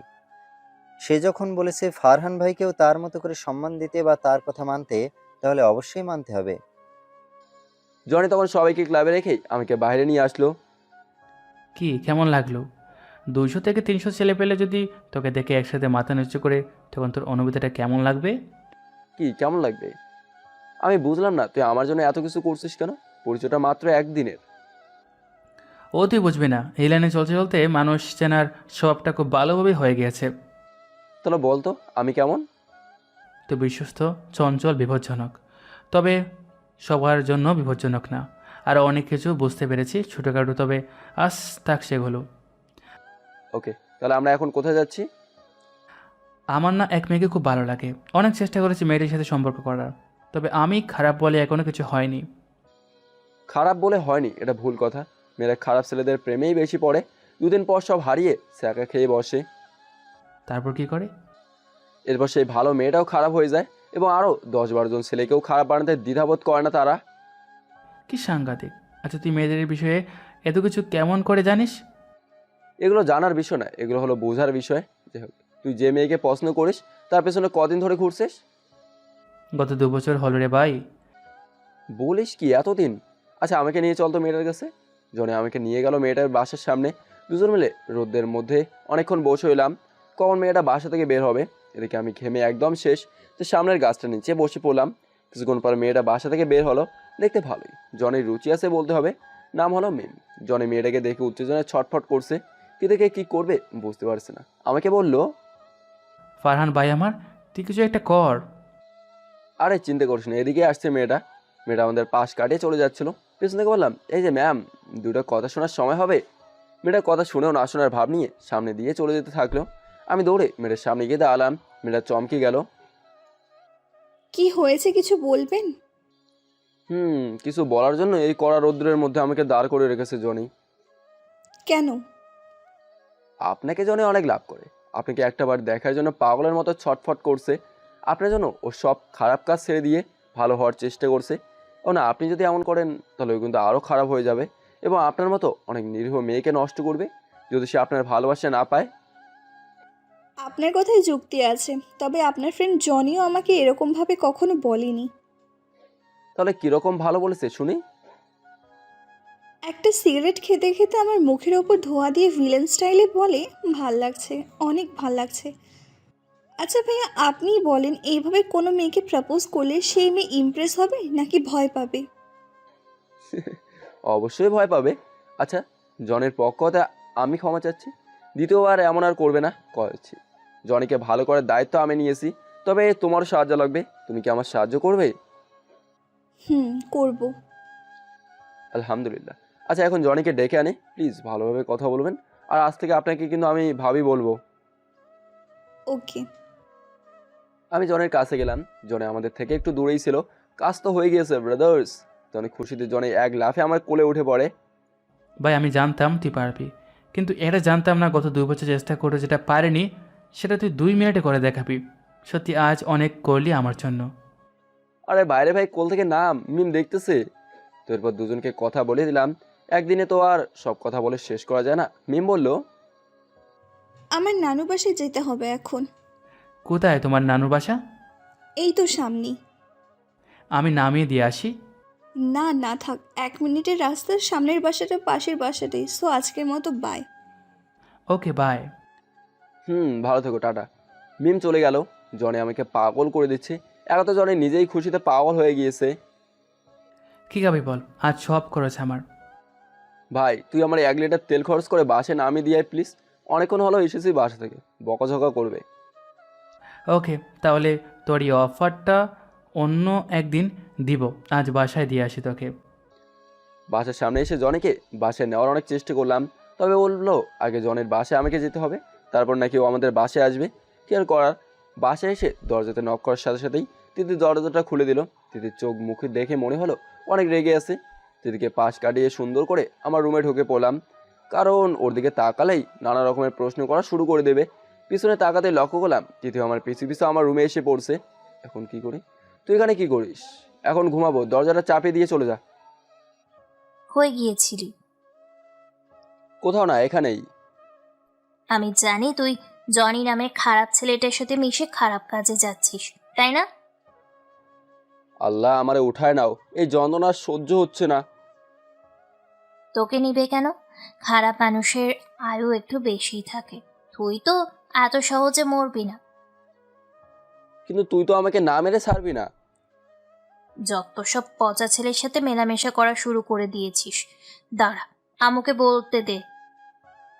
মামিকে কি বলবি? দেখ, ভালো হলে এখান থেকে কেটে পড়, না হলে কি করবি? না হলে এখন আমি কান্না করব। ওকে ওকে, যাচ্ছি। এই বলে তিথি চলে গেল। যাক বাবা, গুন্ডি মেয়েটার হাত থেকে রেহাই পেলাম। একটা সিগারেট খেয়ে ঘুমিয়ে পড়লাম। ঘুম থেকে উঠে বিছানাতেই শুয়েই জানালা খুললাম। ওমা, জানালা খুলতে অবাক হয়ে গেলাম। কি সুন্দর চাঁদটা ঝলমল করছে। হয়তো আজ পূর্ণিমার রাত। চাঁদটার সৌন্দর্য অনুভব করতে করতে সিগারেট জ্বালিয়ে খেতে লাগলাম। আর ভাবতে থাকলাম, আর যদি আমার কোনো ভালোবাসার মানুষ থাকতো তাহলে তাকে নিয়ে একসাথে চাঁদের সৌন্দর্যটা অনুভব করতাম। কিন্তু কি আর কপাল, আজ পর্যন্ত কোনো মেয়েকে দেখে মনের মধ্যে লাড্ডু ফোটেনি। ছাদে গেলাম চাঁদটা আর একটু কাছ থেকে দেখতে। তবে ছাদে গিয়ে দেখি তিথি ছাদের চেয়ারে বসে বসে ফোনে রোম্যান্টিক গান শুনছে। আমি নিচে চলে আসলাম, কারণ আমি জানি তিথির আমার উপর দুর্বলতা রয়েছে। মানে ও আমাকে পছন্দ করে, সবই বুঝি, তবে না বোঝার ভাব নিয়ে থাকি। কিন্তু এটা কখনো সম্ভব না। রুমে এসেই ঘুমিয়ে পড়লাম। সকালে ঘুম ভাঙে তিথির ডাকে। এই ফারহান, ওঠ। জানিস কাল রাতে কি হয়েছে? কি হয়েছে? তুই ছাদ থেকে পড়ে গিয়েও বেঁচে আসিস? এটাই তো হয়েছে, তাই না? আরে না, পাশের বস্তিতে এক মেয়েকে ধর্ষণ করে মেরে ফেলেছে। এই কথা শোনা মাত্রই তিথির কথার কোনো জবাব না দিয়ে শার্টটায় কোনোভাবে পরে দৌড় লাগালাম বস্তিটার দিকে। মনে মনে একটাই জিনিস ভাবছিলাম, বস্তির একটা মেয়ে আছে যাকে আমি বোন ভাববেই। আগেও বলেছি, ভয় পাচ্ছিলাম আমি যাকে বোন ভাবি তার তো আবার কিছু হয়নি। কারণ মেয়েটা বস্তির হলে কি হবে, দেখতে একদম রাজকন্যা। তো আমি বস্তির সামনে গিয়ে দেখতে পেলাম অনেক লোকের ভিড়। হঠাৎ করে সেই মেয়েটা আমাকে দেখে দৌড়ে আমার কাছে আসে। যাক, মেয়েটাকে দেখে মনটা একটু ঠান্ডা হলো। মেয়েটা আমার হাত ধরে ধর্ষিত হওয়া মেয়েটার লাশটার কাছে নিয়ে গেল। ইস, সে কি এক দৃশ্য, দেখার মতো না। কোনো স্বাভাবিক মানুষ ছাড়া অন্য কেউ লাশটা দেখলে নিশ্চয়ই কোনো সমস্যায় পড়ে যাবে। মেয়েটার ঠোঁট কাটা ছিল, গালে অনেক কামড়ের দাগ। মেয়েটাকে গলার শ্বাস নালে কেটে মেরেছে। বস্তিতে থাকা সবাইকে জিজ্ঞাসা করলাম মেয়েটাকে কে এমনভাবে মেরেছে। সবাই বললো জানে না, তবে অনেকে চুপ করছিল। তার মানে তারা সব জানতো, কিন্তু বলার সাহস পাচ্ছে না। আমি হতাশায় ডুবে যেতে থাকলাম। কেউ কিছু না বললে কেমন করে মানুষ নামে জানোয়ারটা শিক্ষা দেব? এমন সময় বস্তির সেই মেয়েটা যাকে আমি বোন ভাবি সে এসে আমাকে বলল, ভাইয়া, আপনার সাথে কিছু কথা আছে। এই বলে আমাকে নির্জন এক জায়গাতে নিয়ে যায় যেখানে কোনো মানুষ নেই। ভাইয়া, আমি সব জানি। বলো, কথা দিচ্ছি তোমার কোনো সমস্যা হবে না আমি থাকতে। রাতে যখন আমি বাথরুম করতে বাইরে যাচ্ছিলাম, এমন সময় পাশের জঙ্গলটা থেকে চাপা সুরে চিৎকারের শব্দ ভেসে আসছিল। আমি শব্দটা অনুসরণ করতে গিয়ে সব দেখে আমি সেখানেই জ্ঞান হারিয়ে ফেলি। কিছুক্ষণ পর জ্ঞান ফেললে আমি দৌড়ে ঘরে এসে শুয়ে পড়ি। তোমাকে কিছু করেনি? তুমি তো সেখানেই ছিলে। তারা আমায় দেখতে পায়নি, আমি এমন জায়গাতে ছিলাম। আর ভাইয়া, মেয়েটাকে ওরা অনেক কষ্ট দিয়ে মেরেছে। মেয়েটার অত্যাচার দেখে আমি নিজেই জ্ঞান হারিয়ে ফেলেছিলাম। এটুকু বলেই মেয়েটা কাঁদতে লাগলো। মেয়েটা যেভাবে আমাকে বললো শুনে বুকের ভেতরটা ধপ ধপ করছে। আচ্ছা, তুমি কি তাদেরকে চেনো? একজনকে চিনেছি, সাথে আরও দুজন ছিল। মুখ দেখেছি, তবে চিনি না। যাকে চিনি সে হলো পাশের এলাকার প্রভাবশালী এক লোক। সামনে এমপি নির্বাচনে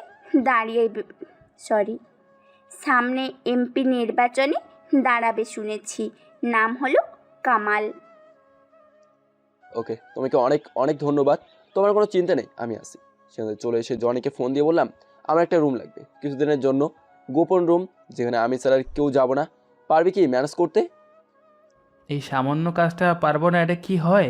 আচ্ছা, তুই আমার কাছ থেকে চাবিটা নিয়ে যা। জনের কাছ থেকে চাবি নিয়ে সব ঠিকঠাক করে ধর্ষণকারী কামালকে কিডন্যাপ করে নিয়ে সে রুমের চেয়ারে বেঁধে ফেলি। কিডন্যাপ করতে কারোর সাহায্য নেয়নি, কারণ এগুলো গোপনে কাজ করার কাজ। তাই একাই কিডন্যাপ করছি। এই জন্য অনেকে আমাকে বিপজ্জনক বলে, কারণ অনেক অসম্ভবকে সম্ভব করছি। কামাল দেখতে তো চাচার বয়সী, সে কিনা তার মেয়ের বয়সে একটা মেয়েকে। সি সি। তুমি আমাকে চেনো? তোমার সাহস তো কম নয়, তুমি আমাকে কিডন্যাপ করছো। কাল রাতে তোর সাথে কে কে ছিল? বলবো না, কি করবে তুমি? তখন আমি 5টা সুই মানে সুচ যেটা দিয়ে কাপড় সেলাই করে বড় সাইজের 5টা সুচ নিয়ে আসলাম। তুই বলবি না, তোর বাপ বলবে। এই বলে প্রথমে কামালের মুখ হা করিয়ে মুখে গামছা ভরে দিলাম। এরপর কামালের ডান হাতের 5টা নখের চেরির নিচ দিয়ে হাতুড়ি দিয়ে একে একে 5টা সুচ ঢুকিয়ে দেই। কষ্ট সহ্য করতে না পেরে কামাল জ্ঞান হারিয়ে ফেললো। জ্ঞান ফেরার পর একে একে বাকি দুজনের নাম বলে দেয়। সো এখন শুরু হবে খেলা। ধর্ষণকারী কামালের কাছ থেকে বাকি দুজন ধর্ষণকারীর নাম বের করলাম। তো আমিও বের পড়লাম বাকি দুজনকে কিডন্যাপ করে এখানে নিয়ে আসতে। প্রথমজনকে খুব সহজেই কিডন্যাপ করতে পেরেছি, লোকটা বাসায় ছিল। আমি বাসার সামনে গাড়ি দাঁড় করিয়ে ভেতর থেকে লোকটাকে শার্টের কলার টেনে গাড়িতে উঠিয়ে ফেলি। গাড়িতে উঠিয়ে সাথে সাথে লোকটার হাত মুখ পা বেঁধে রেখে দেই। দ্বিতীয়জনকে খুঁজতে বাসায় গেলেও লোকটা বাসায় ছিল না। তাকে খুঁজতে থাকি সারা শহর জুড়ে। সে যেখানে যেখানে যেত সেখানে যাচ্ছি। হঠাৎ করে দেখতে পেলাম দ্বিতীয় লোকটা চায়ের দোকানে বসে আড্ডা দিচ্ছে। সাথে অনেক লোকজন। ওখান থেকে লোকটাকে নিয়ে আসা যাবে না, সব আমাকে চিনে ফেলবে। চিনে ফেললে সমস্যায় পড়ে যাবো। এক বুদ্ধি বের করলাম। প্রথমজন তো আমার গাড়িতেই ছিল, হাত পা বাঁধা অবস্থায় আমি তার পকেটে থাকা মোবাইলটা বের করে দ্বিতীয় লোকটা মানে চায়ের দোকানের লোকটাকে ফোন দিই। হ্যালো।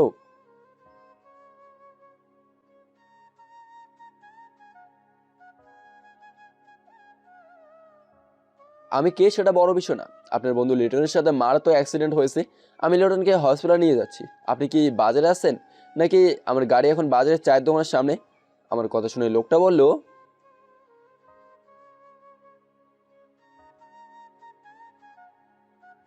এই বলে দ্বিতীয় লোকটা তাড়াহুড়ো করে গাড়িতে উঠে পড়ে। লোকটা চোখের পলক ফালানোর আগেই আমি তার হাত মুখ বেঁধে ফেলি। এখন শান্তি। এই দুজনকেও ঠান্ডা মাথায় কিডন্যাপ করছি। দুজনকে সে রুমে কামালের সাথেই বেঁধে ফেললাম। বাবা তুমি কে আর আমাদের এভাবে ধরে আনলে কেন? কেন এখনো বুঝিস নাই? তখন তারা চুপ করে রইল।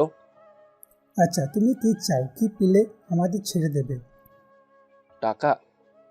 বলো বাবা, তোমার কত টাকা লাগবে? সব টাকা দেবো, তবু আমাদের ছেড়ে দাও। তোরা 3জন মিলে 5 কোটি টাকা।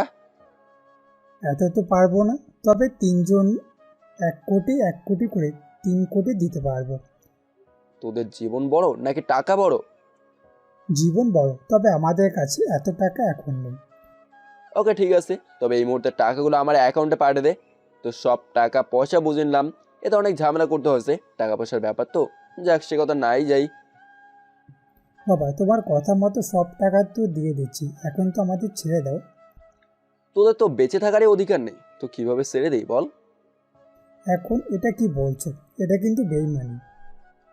চুপ, বেশি কথা বলবি না। তোরা তো জানোয়ারের থেকেও বেশি নিকৃষ্ট, তোদের সাথে আবার বেইমানি। আমার ধমক শুনে তারা 3জনে থমকে গেল। তারা বুঝতে পারলো তাদের হাতে আর বেশি সময় নেই। প্রথমে 3জনকে বাকি দুজনের সামনে অত্যাচার করা শুরু করলাম, যাতে বাকি দুজন বুঝতে পারে তারা কত বড় ভুল করছে। আমি হাতে একটা ব্লেড নিলাম। তৃতীয় লোকটির চোখ মুখ খোলা রেখেছি যাতে বেশি কষ্ট পায়। ব্লেড দিয়ে প্রথমে তৃতীয় লোকটির 2 হাতের মেইন রক্ত প্রভাবিত রগগুলো কেটে দিলাম। লোকটি কষ্টে জবাই করা পশুর মতো ছটপট করতে থাকে। এরপর গলার শ্বাসনালী কেটে মেরে ফেলি। একে একে 3জনকেই এমনভাবে কষ্ট দিয়ে মেরে ফেলি। লাশগুলোকে রাস্তায় পুড়ে রাতের আধারে নদীতে ফেলে দিয়ে আসি। কোনো ঝামেলা ছাড়াই আমার প্রথম মিশন সম্পন্ন হলো। 3 কোটি থেকে 1 টাকাও আমি খাবো না, এগুলো অন্য ভালো দরকারে ব্যবহার করব। জনি দেওয়ার রুমটা ঠিকঠাক করে জনির রুমের চাবি দিয়ে দিলাম। রুমটা কী দরকারে নিয়েছিলি বলা যায় না? পরে এক সময় বলবো। ওকে, আর তুই আমার বাসার সামনে এসে ফোন দিয়েছিলি কেন? সরাসরি বাসায় ঢুকে পড়বি। না রে, আজ আর যাবো না, আগে পবিত্র হতে হবে বাসায় যেয়ে। বুঝেছি তুই রুমে মেয়ে নিয়ে গিয়েছিলি। আরে ভাই না না, সিসি, আমার এই সব স্বভাব নেই। অন্য কাজে রুমটা ব্যবহার করছি, বলছি না পরে সব বলবো। জনে আমাকে জোর করে ওদের বাসায় নিয়ে গেল। বাসায় ঢুকতে অবাক হয়ে গেলাম, পুরো রাজমহল। তবে বাইরে থেকে ততটা বোঝা যায় না এখানে কে কে থাকে। আমি, ছোটো বোন আর আমি। আব্বু এক এক সময় এক এক জায়গায় থাকে। ও, কাজের লোকগুলো ছুটিতে গিয়েছে, তুই জাস্ট একটু বস, আমি আমার ছোটো বোন নীলাকে দিয়ে কফি করে আনছি। এটা বলে জনি চলে গেল। তবে জনের মুখ থেকে নীলা নাম শোনার সাথে সাথেই মনের মধ্যে কেমন যেন প্রেম প্রেম ভাব আসতেছে। একটু পর নীলা কফি করে নিয়ে আসলো। আমি আমার চোখকেই বিশ্বাস করতে পারছি না, একটা মেয়ে এতটাও সুন্দর হতে পারে জানা ছিল না। মায়াবী টান টান চোখ, রেশমি কালো চুল, ঠোঁট দেখে তো পাগল হওয়ার মতো অবস্থা। ঠোঁটের নিচে তিলও রয়েছে। সবকিছু মিলে জাস্ট ওয়াও, অসাধারণ। এই যে মিস্টার, অনেকক্ষণ হলো আপনি আমার দিকে অদ্ভুতভাবে তাকিয়ে রয়েছেন। কফিটা কি নেবেন নাকি নিয়ে চলে যাব? নীলার রাগী কণ্ঠে কথা বলাতে আমি আবারও আমার মাঝে ফিরে এলাম। জানি না এতক্ষণ কোথায় ছিলাম, তবে এখনও নীলার শরীর থেকে আসা সুঘ্রাণ আমাকে মাতাল করে দিচ্ছে। মনকে অনেকভাবে বুঝলাম এটা কখনোই সম্ভব না।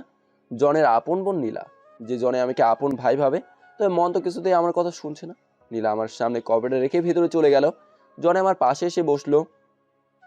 নীলা আমার অনেক আদরে একমাত্র ছোটো বোন। আমাদের বার্সিটি ঠিক পাশে একটা কলেজে আছে না, সেখানে নীলাকে ভর্তি করে দিয়েছি। ও আচ্ছা, বেশ ভালো। আমি তো ভার্সিটি প্রতিদিন যেতে পারি না, নানা রকমের কাজ থাকে। তাই তুই একটু কষ্ট করে নীলার কলেজে যে খোঁজখবর রাখিস। আর আমার বোন মানে তো তোর বোন, তাই না? আমার মনে যে এখন কি চলছে সেটা তুই জানলে চমকে যাবে। হ্যাঁ, কেননা তোর বোন মানে যাই হোক, খোঁজ খবর নেব, এতে কষ্টের কি আছে? ওকে, নাস্তা রেডি হয়েছে, চল খেয়ে পরে আড্ডা দিই। আজ না রে, অন্য একদিন আসবো। কিসের অন্য একদিন? এখনই চল, নীলা রান্না করেছে। নীলা রান্না করছে শুনে আর যেতে ইচ্ছে করলো না। খেয়েই যাই তাহলে, না হলে পরে আবার মিস করব। কি, নীলা রান্না করছে? ও রান্না জানে নাকি? আধুনিক মেয়ে হলে কি সব জানে বা পারে, বাট সাবধান, কিন্তু প্রচুর রাগী। সুন্দরী মেয়েরা একটু বেশি রাগী হয় আর ভাবওয়ালি হয়, এটা নতুন কিছু না। খাবার বসে কিন্তু নীলাকে বলছি না যে এটা দাও ওটা দাও, লাগলে নিয়ে খাবি, তা না পারলে তুই আমাকে বলবি, আমি দেবো। তাও নীলাকে বলিস না ভাই প্লিজ। কেন, বললে কি হবে? এরকম বারবার কাজ দিলে ওর রেগে গিয়ে হয়তো তোর উপর সব খাবার ছুঁড়ে মেরে চলে যাবে। তোর সাথেও কি কখনো এমন করছে? অনেকবারই এমন করেছে। দূর, আমি খাবোই না, গেলাম আমি। রাগ করিস না ভাই আমার। রাগ করি নাই, কিন্তু বল ভয় করছে। যদি গরম খাবারগুলো আমার উপর ঢেলে দেয় কি হবে ভাবতেই গা শিউরে উঠছে। সে যা হবার হবে, তুই আর আমি তো, লজ্জা পাওয়ার কিছু নেই, চলো পড়েছে। উপরে গিয়ে দেখি নীলা একে একে খাবারগুলো টেবিলে রাখছে। আমি এর জন্য নবাবের মতো বসে পড়লাম। নীলা, একটু পানি দাও তো, হাত ধোবো। এটা বলার সাথে সাথে নীলা আমার দিকে ভ্রু কুচকে তাকালো। ওকে ওকে, আমি নিচ্ছি। খাবারগুলো কে রান্না করছে? আমি রান্না করেছি। কেন? খুব মজা হয়েছে তাই না? সবাই আমার রান্নার প্রশংসা করে, বুঝলেন? বুঝলাম, সব ঠিকঠাক আছে, তবে তরকারিতে লবণটা কম হয়েছে। জনি পানি খাচ্ছিল। আমার এই কথা শুনে জনি আর পানি খেতে পারলো না। গলায় পানি আটকে কাশতে কাশতে বাঁচে না। কই, লবণ তো ঠিকই আছে, তাই না জনি ভাইয়া? খুব মজা হয়েছে। ও কি বুঝবে? ও তো বাইরের ভাজা পোড়া খেয়ে থাকে, বাসায় রান্নার মজা তো আর বুঝবে না। তো রুমে যা, আমরা লাগলে নিয়ে খাবো। কিসের, কোথায় যাবে? এ না নীলা, তুমি এখানে থাকো, মেহমানদারি করবে কে? নীলা গ্লাসে পানি ভরে সামনে এগিয়ে দাও তো। নীলা রাগে ছটফট করছে, আর যখনই যা বলছি ছটফট তাই করছে। জনি আমার কানে ফিসফিস করে বলল, তুই আজ আমাকে মেরেই ছাড়বি বুঝছি। ফিসফিস করে কি বলছিস? কে কাকে মারবে? আসতে ভাই আসতে। আগেই বলছিলাম আজ খাবো না, তাও জোর করে নিয়ে আসলি, এখন বস। কে খাবে না? আজ আমি এখান থেকে যাচ্ছি না, সব খাবার শেষ করবেন তারপর। যাই হোক, সেদিনের মতো বেঁচে বাসায় আসলাম। বাসায় এসে ফ্রেশ হয়ে শুয়ে পড়লাম। বিকেলে দেখে ঘুম ভাঙে তিতির ডাকে। এই ফারহান, ওঠ না। দূর, কাঁচা ঘুম, প্লিজ জ্বালাতন করবি না। শোন না, আমাকে একটা সাইকেল কিনে দিয়েছে বাসায় চালানোর জন্য, কিন্তু কিভাবে চালাবো তুই একটু শিখাবি? দুদিন পরে কোরবানির ঈদ, আমি বাসায় যাব। বাসা থেকে আসার সময় আমার বাইক নিয়ে আইসা তোকে সারাদিন ঘোরাবো। তাও তুই এখন ঘুমাতে দিল, লক্ষ্মী বোন আমার। দিদি মন খারাপ করে চলে যেতে লাগলো। আমি হুড়মুড় করে উঠে বললাম, চল দেখবো তুই কেমন সাইকেল চালাতে পারিস। সত্যি? সত্যি, চল তাহলে। দিদিকে বাসের সামনের ফাঁকা জায়গাতে নিয়ে গেলাম। ও সাইকেলে উঠলো। আমি পেছন থেকে সাইকেলটা ধরে রেখেছি, যাতে ও পড়ে গিয়ে ব্যথা না পায়। পেছন থেকে সাইকেল ধরে রাখার কারণে আমার গাল তিতির গালের সাথে মাঝে মাঝে লেগে যাচ্ছে। কোন ফেস ওয়াশ ইউজ করিস? কেন? তোর চেহারা থেকে হালকা মিষ্টি সুঘ্রাণ আসতেছে, আমি খেয়াল করছি। সব সময় থাকে এই সুঘ্রাণ, তবে সুঘ্রাণটা অস্থির। কত পারফিউম ইউজ করলাম, তাও এত সুন্দর সুঘ্রাণ এর কিছুই পেলাম না। বাদ দে তো, যত সব আলতু ফালতু কথা। সাইকেল চালাচ্ছিস সেদিকে মন দে। এই যে আমাকে তুই পিছন থেকে শক্ত করে ধরে রয়েছিস, যাতে আমি পড়ে গিয়ে ব্যথা না পাই। এভাবে সারা জীবন আগলে রাখতে পারবি না? কি বললি? আগামাথা কিছুই বুঝলাম না। তোর বুঝতে হবে না, বুঝবো কোথাকার। যাই হোক, তিথিকে সাইকেল চালানো শিখিয়ে সন্ধ্যার দিকে পাশের বস্তিটার দিকে গেলাম, কারণ সন্ধ্যায় বস্তির সবাই এক জায়গাতে থাকে। সবাইকে উদ্দেশ্য করে জোর গলায় বললাম, শুনেছি প্রতিবার নাকি কোরবানি দিয়ে আপনাদের পাশের এলাকায় যেয়ে বাসে বাসে দরজাতে কড়া নেড়ে লাথি গুতা বকাঝকা খেয়ে মাংস আনতে হয়। তবে এইবার আর কাউকে কোথাও যেতে হবে না। ঈদের দিন সহ দিনের পরের দিন 3 দিনের খাবার আমি দেবো আপনাদের। আমার কথা শুনে সবাই অবাক। এবার কুরবানি ঈদে আমরা অনেক কাজ, বুঝতে পারছি না কোথা থেকে শুরু করে কোথায় শেষ করব। ভাবলাম ঈদের আগের দিন বস্তির সবাইকে খাবারগুলো পৌঁছে দিয়ে ঈদের আগের রাতে মামার বাসা থেকে আমাদের বাসে যাব। কাল দিন পরেই ঈদ। জনিকে ফোন দিলাম, জনি আসলে বললাম এই ঈদে পাশের বস্তির লোকজনদের জন্য খাবারের ব্যবস্থা করব আমি। এবার আর কাউকে অন্যর কাছে হাত পেতে মাংসের জন্য দাঁড়িয়ে থাকতে হবে না। ঈদ এবং ঈদের পর 3 দিনের খাবার দিয়ে আসবো। এতে তো অনেক খরচ। এত টাকা আছে নাকি? টাকা লাগবে? টাকা লাগবে না, বাট সাহায্য লাগবে। বস্তিতে প্রায় অনেক লোকজন, আমার একার পক্ষে সবকিছু করা সম্ভব না। তাহলে কি লাগবে শুনি? 100-র উপরে ছেলেপেলে লাগবে। ওকে চল, কাজ শুরু করে দিই। আমি ধর্ষণকারী কামালের কাছ থেকে যে 3 কোটি টাকা নিয়েছিলাম সেখান থেকে কিছু টাকা উঠালাম। এরপর প্রথমে 25 থেকে 30টা ষাঁড় গরু কিনে এক জায়গায় রাখলাম। এবার সব থেকে দামি চাউল, সেমাই, গুঁড়া মশলা, চিনি আরও অনেক জিনিস কিনলাম। ঈদের আগের দিনই ষাঁড়গুলো জবাই করে ছেলেপেলে দিয়ে মাংস ব্যাগে ব্যাগে ভরলাম। প্রতিটা ব্যাগে একটা বস্তির ফ্যামিলির 5 দিনের মাংস রয়েছে। এরপর ট্র্যাকে ট্র্যাকে সব জিনিসগুলো একসাথে বস্তির সামনে দাঁড় করালাম। ছোট একটা মাইকিংয়ের ব্যবস্থা করছি। আমি বস্তির সবাইকে উদ্দেশ্য করে বললাম, প্রতি ফ্যামিলি থেকে একজন করে লোক লাইনে দাঁড়িয়ে যান, বাকিরা ঘর থেকে বের হবেন না। বের হলে আমাদের কাজ করতে অসুবিধা হবে। সো একে একে সবাই এলো। আমি সবার হাতে হাতে জিনিসগুলো পৌঁছে দিলাম। আমি কাজ করার এক পর্যায়ে খেয়াল করলাম জনের সাথে নীলা এসেছে, বাট আমি কাজে মনোযোগ দিলাম। হঠাৎ খেয়াল করলাম নীলা আমার দিকে অবাক দৃষ্টিতে তাকিয়ে রয়েছে। যাই হোক, সবাইকে ঠিক মতো জিনিসগুলো দিয়ে আমি তাড়াহুড়ো করে শুরু করে দিলাম বাসে যাব বলে। আরে ঠান্ডা হো প্লিজ, ও মাত্র রাত 9টা বাজে। এত অস্থির হইলে কেন? তোকে আমি দিয়ে আসবো। আপনাকে একটা পার্সোনাল প্রশ্ন করতে পারি? অবশ্যই। এত কিছু যে করলেন, এতে আপনার কি লাভ? মানে যারা নির্বাচনে দাঁড়াবে তারাও তো এত বড় একটা কাজ করবে না, আপনি করলেন কেন? মনের শান্তির জন্য। Wow, good. আচ্ছা, এত টাকা কোথায় পেলেন? আমার একই প্রশ্ন ফারহান, তুই এত টাকা কোথায় পেলি? সব আল্লাহর দান। নীলা বাদ দে তো, ওর কাছ থেকে কথা বের করতে পারবি না, আমি পারবি না। জনি ভাইয়া, তুমি ওইদিকে যাও, আমি কথা বের করছি। জনি একটু দূরে অন্য কাজ করতে চলে গেল। এখন আমি আর নীলা হাইওয়েতে ল্যাম্প পোস্টের নিচে দাঁড়িয়ে আছি। মাঝে মাঝে 2-1টা করে গাড়ি যাচ্ছে, বাট ল্যাম্প পোস্টের আলোয় নীলাকে এত সুন্দর লাগতেছিল যে বলে বোঝাতে পারবো না। হালকা বাতাসে নীলার চুলগুলো এলোমেলো ভাবে উড়ছে। মৃদু সুঘ্রাণ ভেসে আসছে নীলার শরীর থেকে। হা করে তাকে কি দেখছেন? কই কিছু না তো। আচ্ছা, আপনার কি কারোর সাথে রিলেশন আছে? অবশ্যই না। আপনার মতো একটা সুন্দর ছেলে রিলেশন নেই? এটা বিশ্বাস করা মুশকিল। তবে কিছুক্ষণের জন্য মেনে নিলাম আপনার রিলেশন নেই। এখানে একটা প্রশ্ন, আপনি তাহলে রিলেশন করেননি কেন? আপনার মতো সুন্দরী মেয়ে পায়নি বলে। ও মা, আপনার কথাই তো যে কোনো মেয়ে পটে যাবে। যে কারোর সাথে কথা বলার স্বভাব আমার নেই। এই কথা বলতে না বলতেই পিছন থেকে একটা বাইকে 2 জন ছেলে আমাদের পাশ দিয়ে যাওয়ার সময় নীলাকে দেখে একজন অন্যজনকে বলল, মালটা সেই হট, পুরাই মাথা নষ্ট। এই শহরে এমন এক পিসি দেখলাম, পুরাই অস্থির জিনিস। এই কথা শোনা মাত্রই মাথা গরম হয়ে গেল। আমার শার্টের হাতার মধ্যে সবসময় একটা রড থাকে। সেই রডটা বের করে প্রথমে যে বাইক চালাচ্ছিল তার মাথায় আঘাত করতেই বাইক থেকে পড়ে গেল 2 জন। ফারহান, ঝামেলা করো না প্লিজ, এদিকে তাকাও। এদিকে তাকাতে বলছি না, যেতে দাও ওদের, তোমার কোনো ক্ষতি হয়ে যেতে পারে। নীলা আমাকে আটকাতে না পেরে জনিকে ডাক দিলে জনি দৌড়ে এলো। নীলা জনিকে সব বললে জনি বলল, থাক ফারহান, আজকের মতো ছেড়ে দে। তুই নীলাকে বাসায় রেখে আয় তাড়াতাড়ি। কেন? যেটা বলছি সেটা কর। ওকে, আমি 2 মিনিট নীলাকে রেখে আসছি। না ভাইয়া, ফারহানকে এখান থেকে নিয়ে চলো। নীলার কোনো কথা জনি শুনলো না, কারণ জনিও আমার মতোই একবার কাউকে ভালো না লাগলে তাকে মেরেই ছাড়বে। সো জনি নীলাকে নিয়ে গেল। আমি 2 জন ছেলের কাছে গেলাম। ছেলেগুলো বাইক থেকে পড়ে গিয়ে ব্যথায় ছটফট করছে। ওদের কাছে যেতেই দেখতে পেলাম ওদের শরীরে নখের আঁচড়ের দাগ, তাও মারাত্মক জখম। তাই মনে খানিকটা সন্দেহ জমলো। ওদের 2 জনকে জিজ্ঞেস করলাম, কোথা থেকে আসলে এত রাতে? সত্যি কথা বললে ছেড়ে দেবো, তখন দুজন ছেলে যেটা বললো শুনে আমি চমকে উঠলাম। তখন ওরা বলল, কিছুক্ষণ আগে রাতের আধারে একা একটি মেয়েকে দেখে আমাদের দুজনের মনে খারাপ কিছু করার ইচ্ছে করলো মেয়েটার সাথে।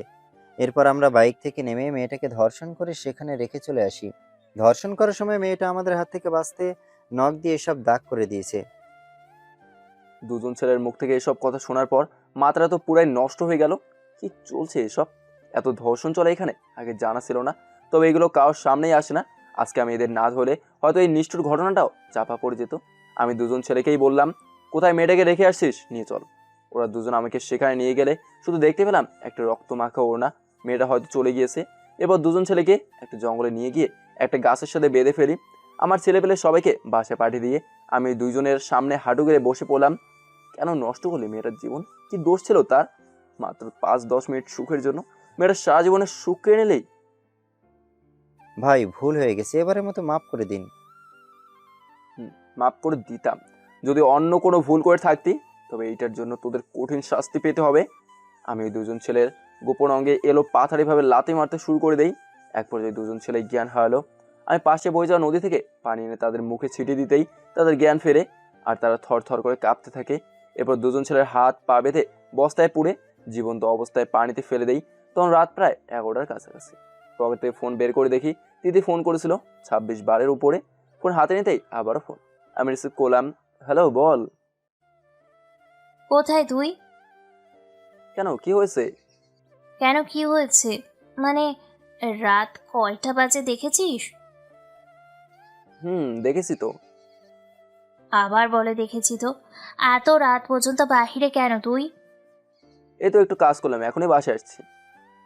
ওকে, তাড়াতাড়ি আয়। এই বলে তিথি ফোন রেখে দিল। আমি যত তাড়াতাড়ি পারি বাসার দিকে যাচ্ছি। 12টার আগেই বাসায় পৌঁছে গেলাম। বাসায় ঢুকে প্রথমে চুপচাপ ফ্রেশ হতে চলে গেলাম। ফ্রেশ হয়ে বের হতেই দেখি তিথি আমার রুমে। ও, তুই এসেছিস, ভালো হয়েছে। কেমন ভালো? আমার এখনই বাসায় যেতে হবে, সো আমার ব্যাগটা একটু গুছিয়ে দিবি? আমি পারবো না। কেন পারবি না? তুই এরকম কেন? আমি এইরকমই। আর প্লিজ ফারহান, ঈদটা এখানেই করে যা না।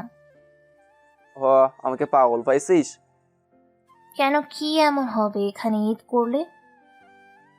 এখানে ঈদ করলে আমার এলাকার ফ্রেন্ডগুলো অনেক কষ্ট পাবে।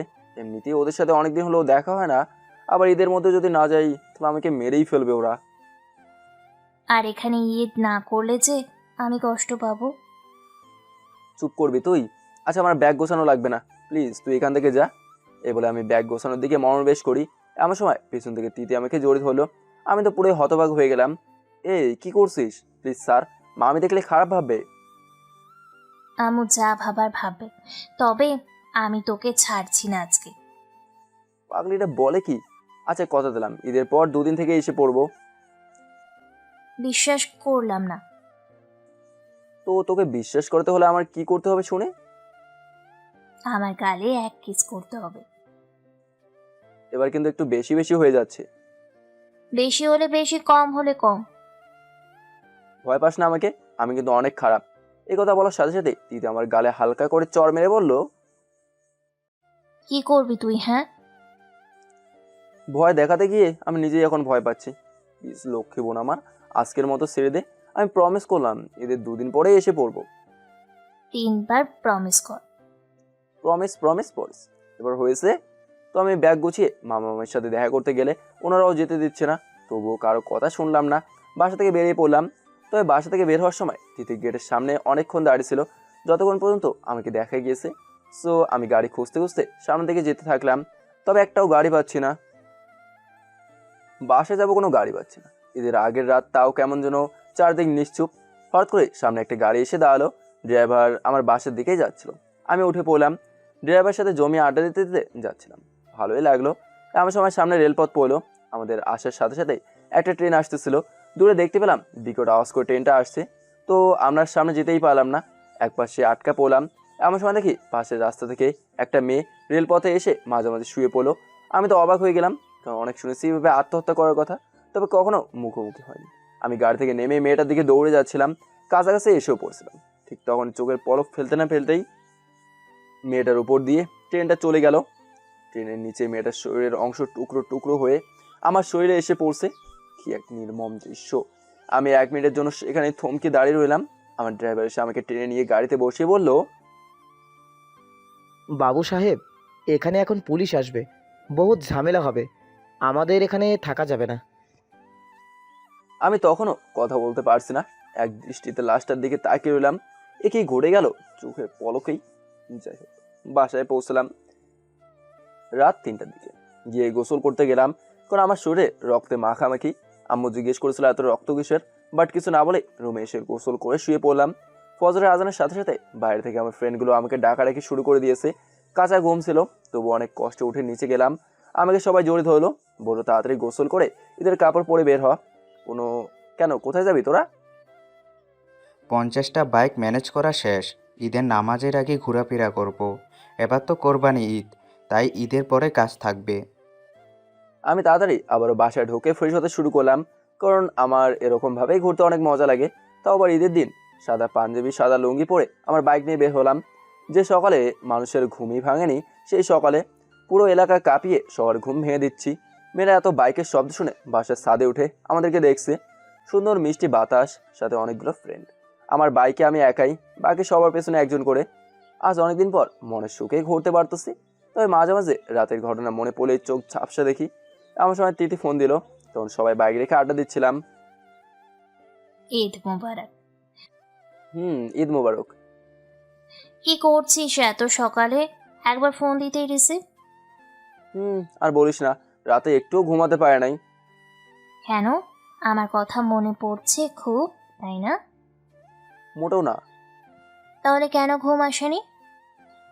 বাদে তো ওসব পরে বলবো, ওখানে গিয়ে। ওকে।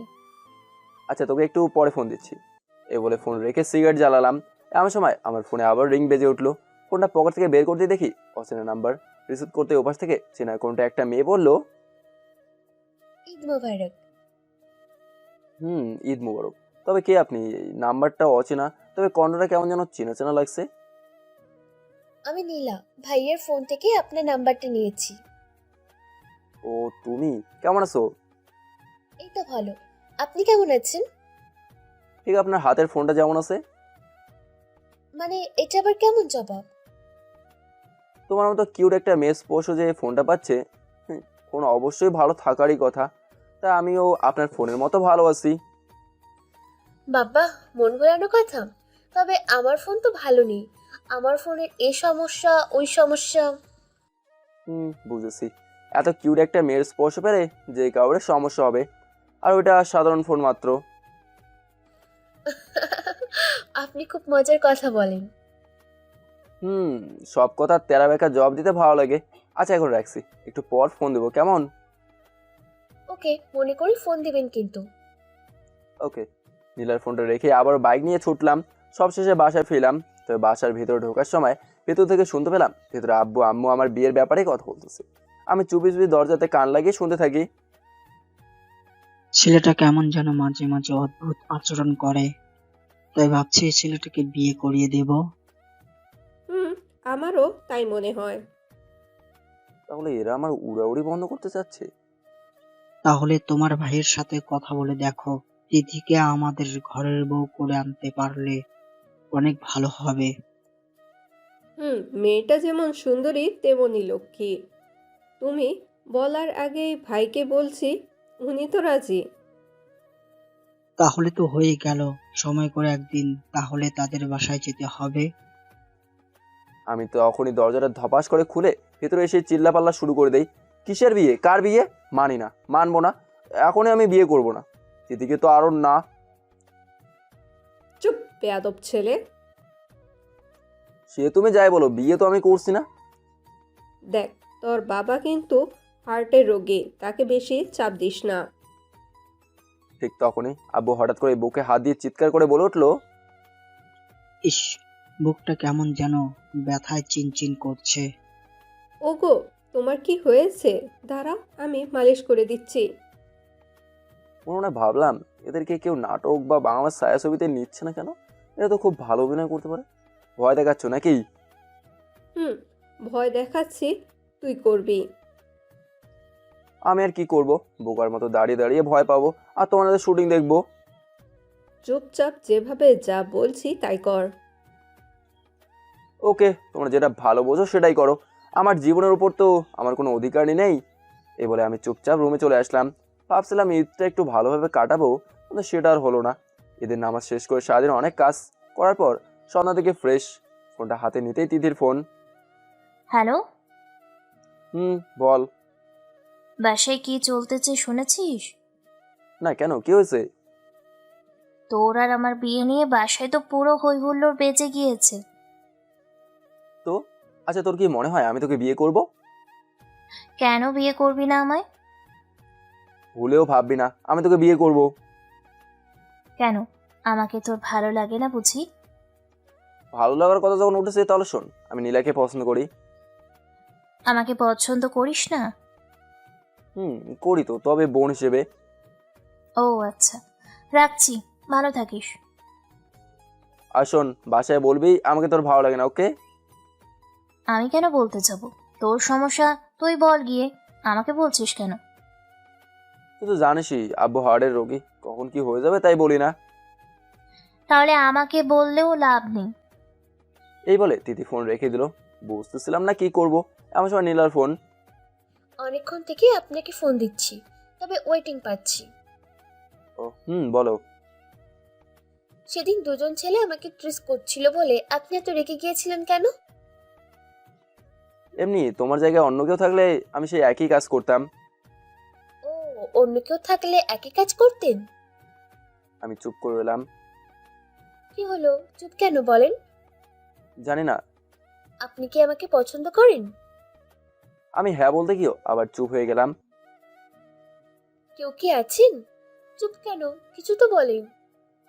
হ্যাঁ, পছন্দ করি। তো কি হয়েছে? সত্যি? সত্যি। আপনি আমার সাথে দেখা করতে পারবেন? ওকে, কালকে আমি মামা বাসায় যাব, তারপর তোমার সাথে দেখা করব। আচ্ছা। ওকে, এখন রাখছি, পরে কথা বলবো। এ বলে ফোন রেখে দিয়ে সিগারেট কিনতে বাইরে চলে গেলাম। রাত প্রায় 4টা বেজে গিয়েছে।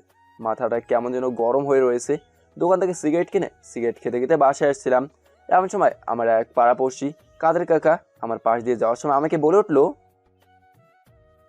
খুব বড় হয়ে গিয়েছিস, বড়দেরকে সেফ দিতেও শিখিস নাই।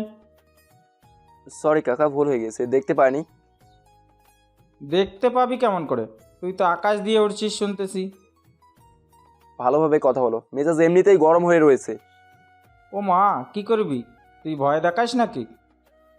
তখনই সিগারেটে এক টান দিয়ে সব ধোয়া কাকার মুখের ওপর দিয়ে বললাম, কেমন কাকা তুমি, নিজেই নিজের সম্মান নষ্ট করতেছো। বেশি পাকনামি করবে না, তুমি আমার নিজের আপন কাকা নাও, এটা মনে রাখো। বাপ রে বাপ, তোর বাপ আমাকে দেখে সিগারেট সেফ দেয়, আর তুই তার ছেলে, বিশ্বাস হচ্ছে না। এই কথাটা বলতে না বলতে সেই কাকার নাকে এক ঘুষি মেরে বসি। রক্ত যেন চিত্রে আমার শরীরে এসে পড়লো। রাতের আধারে ভালোভাবে দেখতেও পারছি না, তাও ইচ্ছে মতো মারলাম কতক্ষণ। হঠাৎ করে পেছন থেকে কে যেন আমার মাথায় আঘাত করলো। আমি তখনই জ্ঞান হারিয়ে ফেলি। জ্ঞান ফিরতে দেখে আমি হসপিটালের বেডে শুয়ে আছি। কি করেছিলি? কাদের সাথে যে কাদের আর তার ছেলে মিলে তোকে এইভাবে মেরেছে? আমি খেয়াল করলাম আমার শরীরে অনেক দাগ, তার মানে আমি জ্ঞান হারানোর পরও আমাকে মেরেছে অজ্ঞান অবস্থায়। তখনই জনের ফোন। হ্যালো, হসপিটাল থেকে পারলে নিচে নাম, আমি আমার ছেলেপেলে নিয়ে এসেছি হসপিটালে এনেছে। কোন কাদের তোকে মেরেছে তাকে তুলে নিয়ে যাব, কাদেরের লাশ কুত্তা দিয়ে খাওয়াবো। বুঝলাম না, সামান্য বিষয় নিয়ে এত কিছু হয়ে যাবে। যাই হোক, আমার বেশি ক্ষতি হয়নি। আমি বেড থেকে উঠে নিচে যাচ্ছিলাম, আমার সব পেছন থেকে আব্বু আমাকে টেনে ধরলো। কোনোভাবে সেখান থেকে নিচে নেমেই জনের বাইকের পেছনে বসে বললাম, চল এবার।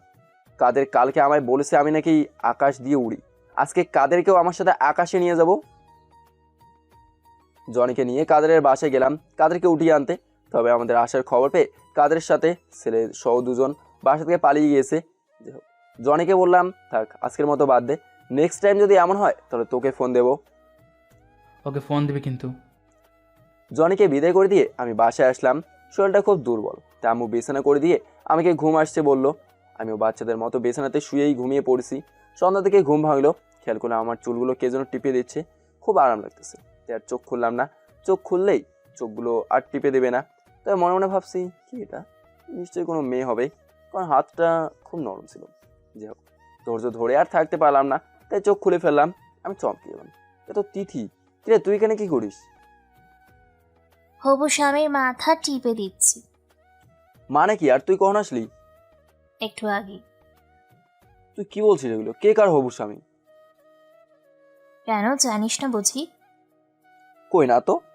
এ কথা বলতে না বলতেই তিথি আমাকে লম্বা একটা লিপ কিস করে আমার ঠোঁটে হালকা ফিরে ফেললো। আমার তো জ্ঞান হারানোর মতো অবস্থা। এ কি করলো তিথি? আম্মু, আম্মু। চুপ চুপ, আম্মুকে ডাকলে খবর আছে। কি করবি তুই? হ্যাঁ কি করবো দেখবি? দেখি। তখন তিথি আবারও কিস করতে থাকলো। আমি আর সহ্য করতে না পেরে নিচে চলে আসলাম। এসে আম্মুর কাছে বসে রইলাম। আম্মুকে বললাম, তুমি তিথিকে আমার রুমে যেতে দিচ্ছ কেন? কেন? ও কি করেছে? কি করে নাই তাই বলো। যাক বাবা, বাদ দে, কিছুদিন পর তো তোরই বউ হবে। দূর, তুমিও শুরু করে দিয়েছো। এ বলে বাইক নিয়ে বেরিয়ে পড়লাম। নীলের কথা খুব মনে পড়ছিল। আজ তিথির জায়গায় নীলে থাকলে কতই ভালো হতো। নীলাকে ফোন দিলাম। হ্যাঁ নীলা, কই তুমি? অমিত বাসায় কেন? বাসা থেকে বের হও, আমি তোমার বাসার মোড়ে বাইক নিয়ে তোমার জন্য অপেক্ষা করছি। ওকে, 2 মিনিট, আমি আসছি। 2 মিনিটও লাগেনি নীলা আসতে। নীলা ঠিক মতো রেডি হতেও পারেনি, বুঝতেই পারছি। নীলার চুল ঠিক করতে করতে আমার বাইকের পেছনে উঠে পড়লো। আমি নীলাকে নিয়ে একটা রেস্টুরেন্টে গেলাম। কি ব্যাপার, হঠাৎ এমন ভাবে নিয়ে আসলি? তখন আমি নীলাকে আমার বিয়ের বিষয়ে সব কথা খুলে বলি। সব শুনে নীলা চুপ করে রইলো। ভালোবাসো আমায়? অনেক। আমার সাথে পালিয়ে যেতে পারবে? পারবো। সত্যি পারবে তো, নাকি পরে সমস্যা করবে? বললাম তো আমি রাজি। আপনি যখন বলবেন আমি তখনই চলে আসবো। আচ্ছা, আমাকে একটা কিস করবা? করতে পারি, বাট বলে নিলেন কেন? তখন দিদি আজকে আমাকে কিস করছে। যখন ও কিস করেছে তখন তোমার চেহারা আমার সামনে ভেসে উঠছিল, তাই তোমার সাথে দেখা করতেই ছুটে চলে আসলাম। ওকে দিচ্ছি, তবে আমি না বলা পর্যন্ত চোখ খুলবেন না। ওকে। তারপরও বিশ্বাস নেই। এই বলে নীলা ওর হাত দিয়ে আমার চোখ আটকে দিয়ে এরপর আলতো করে আমার ঠোঁটে ঠোঁট লাগালো। এতে আমার পুরো শরীর ঘেমে একদম শেষ। এরপর আমার চোখের উপর থেকে হাত সরাতেই রেস্টুরেন্টের বাইরে থেকে জনি, মানে নীলার ভাইয়ের এক ক্লোজ ফ্রেন্ড, আমাদের এসব কিছু দেখলো। আমি ছেলেটার দিকে তাকাতেই ছেলেটা চুপচাপ চলে গেল। নীলা ভয়ে ভয়ে বলল, যদি ভাইয়াকে আমাদের ব্যাপারে সব বলে দেয় তাহলে কেমন হবে? যা হবার হবে, পরে দেখা যাবে। কেন, ভয় পাচ্ছ নাকি? আপনাকে হারানোর ভয় পাচ্ছি, তাছাড়া আমার কোনো ভয় নেই। কিছু হবে না, চিন্তা করো না। আমি সুযোগ বুঝে বাসা থেকে চলে এসে তোমাকে নিয়ে যাব। আচ্ছা চলো, তোমাকে নামিয়ে দিয়ে আসি। নীলাদের বাসার অনেকটা আগেই বাইক থেকে নামিয়ে নীলাকে একটা রিক্সায় উঠে দিলাম। তবে আমিও মনে মনে ভাবতেছি, নীলার আর আমার কথা যদি জনের কান পর্যন্ত যায় তাহলে আমি নীলাকে হারাবো তো হারাবো, সাথে তিথিকেও হারিয়ে ফেলবো। অবশ্যই তিথিকে হারিয়ে ফেললেও আমার কোনো সমস্যা নেই, কারণ তিথিকে ছোটোবেলা থেকেই বোনের নজরেই দেখে আসছি। হুট করেই বউ অসম্ভব। ওইভাবে তিথির উপর আমার ফিলিংস কাজ করে না। যে এখন যা করব সব ঠান্ডা মাথায় ভেবে চিন্তে করতে হবে। বাসা থেকে তিথির সাথে আমার বিয়ে ঠিক করা হয়েছে, এমনকি বাসায়ও বিয়ের সব কাজকর্ম শুরু হয়ে গিয়েছে। 2 দিন পর বিয়ে। আমার তো আগে থেকেই প্ল্যান করা যে বিয়ের আগের রাতে নীলাকে নিয়ে পালাবো। এমন সময় তিথির ফোন আসলো। হ্যাঁ বলো। এভাবে কথা বলছো কেন? আচ্ছা শোনো, আমার কিছু শপিং করতে হবে। তুমি কি আমার সাথে যেতে পারবে? না। ও আচ্ছা। এটুকু বলেই তিথি ফোন কেটে দিল কিছুক্ষণ পর। কি রে ফারহান, তোর শপিং করতে হবে না? না, আর আমার তো সব কিছু আছেই। ওগুলাই হবে না, আমি কিছু টাকা দিচ্ছি। তিথিকে এসেছে, তিথিকে নিয়ে শপিং করে দিয়ে তোর সব কিছু কিনে নিয়ে আয়। মনে মনে ভাবলাম এই ব্যাপার। তিথি ভালোভাবেই জানতো আমি আব্বুর মুখের উপর কথা বলতে পারি না, তাই ফাজিল মেয়েটা আব্বুকে দিয়ে আমাকে রাজি করালো। কি আর করার, এখন যেতে তো হবেই। সো তিথিকে নিয়ে শপিংয়ে বেরিয়ে পড়লাম। খেয়াল করলাম তিথি নিজের জন্য জিনিস কম কেনে, আমার জন্য বেশি কিনছে। ওই তোর শপিং তুই কর, আমারটা করার দরকার কি আছে? দরকার আছে। কি দরকার? তোর জন্য জিনিস কিনতে ভালো লাগে আমার। এই কথা শুনে আমি আর একটা কথাও বললাম না, কারণ তিথি আমরা নীলার সব কথা জানে। তবুও আমার প্রতি তার এত ভালোবাসা। আমার প্রতি তিথির ভালোবাসা দেখে মাঝে মাঝে আমি নিজেই ইমপ্রেস হয়ে যাই।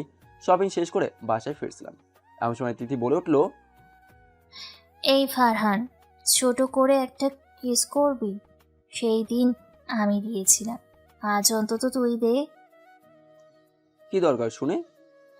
থাক, লাগবে না। Good girl. দিদিকে বাসায় নামিয়ে দিয়ে আমি বাসায় চলে আসলাম। নীলার সাথে আমার প্রায় সব সময় ফোনে কথা হয়। সন্ধ্যার দিকে ছাদে অনেকগুলো সিগারেট নিয়ে বসে একটার পর একটা সিগারেট শেষ করি আর নীলার সাথে ফোনে কথা বলি। আজও তার ব্যতিক্রম হলো না। আজকের প্রতিদিনের মতো ছাদে বসে নীলার সাথে কথা বলছি। এমন সময় তিথি বারবার ফোন দিচ্ছে। আমি নীলার ফোন কেটে দিয়ে তিথিটা রিসিভ করলাম। তোকে বলছি না দরকার ছাড়া ফোন দিবি না? দরকার আছে। ও, দরকার আছে বুঝি। আচ্ছা শুনি, কি দরকার তোর? তোকে খুব মিস করছি, আর আমার কেন জানি না মনে হয় তোকে আমি হারিয়ে ফেলবো। আর কিছু বলবি? এতটা অবহেলা করিস না। এখনো বাসার বাহিরে আমার বিয়ের প্রস্তাব নিয়ে অনেক লোক দাঁড়িয়ে থাকে। ও, তাহলে ওখান থেকে একটা বিয়ে করে নে না। অন্য কাউকে বিয়ে করার থাকলে এতদিন তোর পিছনে কুত্তার মতো গুড়গুড় করতাম না। আর তোর কাছে হয়তো নীলা সুন্দরী, কিন্তু অন্য কাউকে জিজ্ঞেস করিস নীলা আর আমার মাঝে কে সুন্দর বেশি, তাহলে সঠিক উত্তরটা পেয়ে যাবি। সুন্দরী বলে এতটা অহংকার করা ঠিক না। আর আমি সুন্দর নিয়ে কথা বলি নাই। অহংকার? তুই আমাকে মানুষ মনে করলে তবেই তো আমি অহংকার করব, কিন্তু তুই তো আমাকে মানুষই মনে করিস না।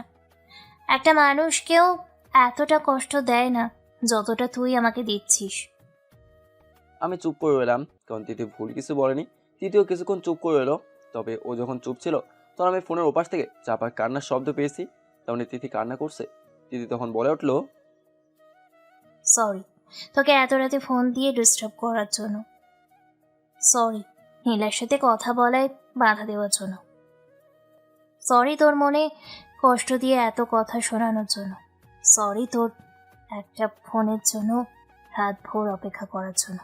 সরি তোকে এতটা ভালোবাসার জন্য। কাঁদতে কাঁদতে এগুলো বলেই ফোন রেখে দিল। আমাকে কথা বলার কোনো সুযোগই দিল না। আমি তিথিকে তখন আবার ফোন দিলাম, তবে ও ফোন বন্ধ করে রেখেছে। তিথি এসব কথা এমনভাবে কাঁদতে কাঁদতে বলেছে যে আমার শরীরের লোম সব দাঁড়িয়ে গেছে। আমি দাঁড়াতেও পারছি না। এমন সময় নীলার ফোন। আমি ফোনটা কেটে আমার ফোনও অফ করে রাখলাম। অনেক দিন হলো ছাদে ঘুমাই না। আগে নেশা করতাম, যখন তখন বেশিরভাগ ছাদেই ঘুমাতাম। ছাদে আমার ছোট্ট একটা চৌকির মতো কাঠের সুন্দর একটা বিছানা আছে। ভাবলাম আজ আর নিচে যাব না, ছাদেই চারটা দেখতে দেখতে ঘুমিয়ে পড়বো। চৌকিতে শুয়ে একটা সিগারেট জ্বাললাম, ফোনটা অন করে ফ্লাইট মোড চালু করলাম যাতে কারো ফোন না আসে। তারপর একটা গান ছেড়ে দিলাম ফোনে। 4টার দিকে তাকিয়ে রইলাম কিছুক্ষণ। কখন যে সিগারেট শেষ করে ঘুমিয়ে পড়ছি নিজেও জানি না। সকালে ঘুম থেকে উঠতেই নিচে অনেক চিৎকার চেঁচামেচি শুনতে পেলাম। মানুষ মারা গেলে যেমন চিৎকার চেঁচামেচি করে ঠিক তেমন। এমন চিৎকার শুনে বুকের ভেতরটা ধপাস করে উঠলো। আর কি হলো সেটা দেখতে আমি দৌড়ে নিচে নামলাম। আর নিচে নেমে যেটা দেখলাম সেটা দেখার জন্য আমি মোটেও প্রস্তুত ছিলাম না। আমার চোখ তো একদম কপালে উঠে গিয়েছে। ঘুম থেকে উঠে দৌড়ে নিচে নেমে গিয়ে দেখতে পেলাম পাশের বাসার মেয়েটা আমাদের বাসার সামনের গাছটাতে গলায় রশি দিয়ে ফাঁসি দিয়েছে। আমি তো পুরো হতবাক, কারণ মেয়েটা অনেক ভালো ছিল। দেখা হলেই ভাইয়া ছাড়া কথা বলতো না, সবসময় হাসি মুখে থাকতো। কি এমন হয়েছে এই মেয়েটার এমন করলো? লোক মুখে শুনলাম একটা এই মেয়েটার পেটে বাচ্চা ছিল। এটা শুনে মেয়েটার বিএফ মেয়েটার সাথে ব্রেকআপ করে দিয়েছে, এই জন্য মেয়েটা আত্মহত্যা করছে। আমার ফ্রেন্ডদেরকে ফোন দিলাম, বললাম সবার মুখে যা শুনছি এটা কি সত্যি? মানে মানেটা কি তাড়াতাড়ি বল। আমার রাগ দেখে সবাই ভয়ে কাঁপতে থাকলো। সব সত্যি। আর ছেলেটা তোর আমার এখানে সবার ফ্রেন্ড, তাই বাদ দে এসব। তোর সাহস তো কম না, আমার চোখের দিকে তাকা। চিনিস আমাকে? একটা মেয়ের জীবন নষ্ট করছে আর সে আমার ফ্রেন্ড বলে ছেড়ে দেবো? তাহলে কি করবি? কি করবো পরে বুঝবো, আগে বল আমার কোন ফ্রেন্ড, এখানে কি আছে? না, ও তো আসেনি। রবিন এই কাজটা করেছে। রবিন আমার এত ক্লোজ ফ্রেন্ড, তাও এমনটা করলো? আমি রবিনকে খুঁজতে বেরিয়ে পড়লাম। রবিনের ভাগ্য ভালো ছিল না, তাই ও নিজে আমার সামনে পড়ে গেল। ও ভাবছে আমি কিছুই বলবো না বা কিছুই জানিই না। কিরে ফারহান, একা একা কই যাস? আরগুলা কই? আরগুলাকে পিছনে রেখে আসছি, তো একটু আমার সাথে চল তো, সামনে একটু কাজ আছে। রবিনকে নিয়ে একটা নির্জন জায়গায় গেলাম, যেখানে 2 দিনের মধ্যে কেউ আসবে না। কিরে ফারহান, এমন এক নির্জন জায়গাতে তোর আবার কিসের কাজ? মেয়েটার কি দোষ ছিল? কোন মেয়েটা? তখনই কানের নিচে ঠাটি একটা চড় মারলাম। কিরে মারছিস কেন? মেয়েটা আত্মহত্যা করেছে, তাতে আমার কি? আমি বলেছিলাম নাকি আত্মহত্যা করতে? বোকার মতো কথা বলবি না। কারো কথায় কেউ আত্মহত্যা করে না, কিছু লোক আত্মহত্যা করতে বাধ্য করে। মেয়েটা মরে গিয়ে ঠিক কাজ করছে, কারণ মেয়েটা বুঝে গিয়েছে তার আর বেঁচে থাকার অধিকার নেই, যেমন এখন তোর বেঁচে থাকার কোনো অধিকার নেই। এটুকু বলা শেষ হতেই দেরি হয়েছে, তবে মার শুরু করতে দেরি হয়নি। প্রথমে গোপন অঙ্গে লাথি মেরে অজ্ঞান করে দিই, পানি দিয়ে আবার জ্ঞান ফিরলাম। এরপর আবার সেই একই জায়গাতে অনেকটা শক্তি দিয়ে লাথি মারলাম। সাথে রবিন চিৎকার করে শেষ নিঃশ্বাস ত্যাগ করলে রবিনের লাশটা বস্তায় পড়ে এক জায়গাতে পুঁতে রাখি। এটা আমার 6 নম্বর মার্ডার। বাসায় যে ফ্রেশ হলাম, কাল আমার বিয়ে, কি সময় কি ঝামেলা। আমি আজকে নীলাকে নিয়ে পালিয়ে যাবই। নীলাকে ফোন দিয়ে রেডি থাকতে বললাম। রাতের দিকে ব্যাগ গোছানো শুরু করছি, কিছুক্ষণ পর বাসা থেকে বের হব। এমন সময় তিতির ফোন। চলে যাচ্ছিস তাই না? কোথায় যাচ্ছি আমি?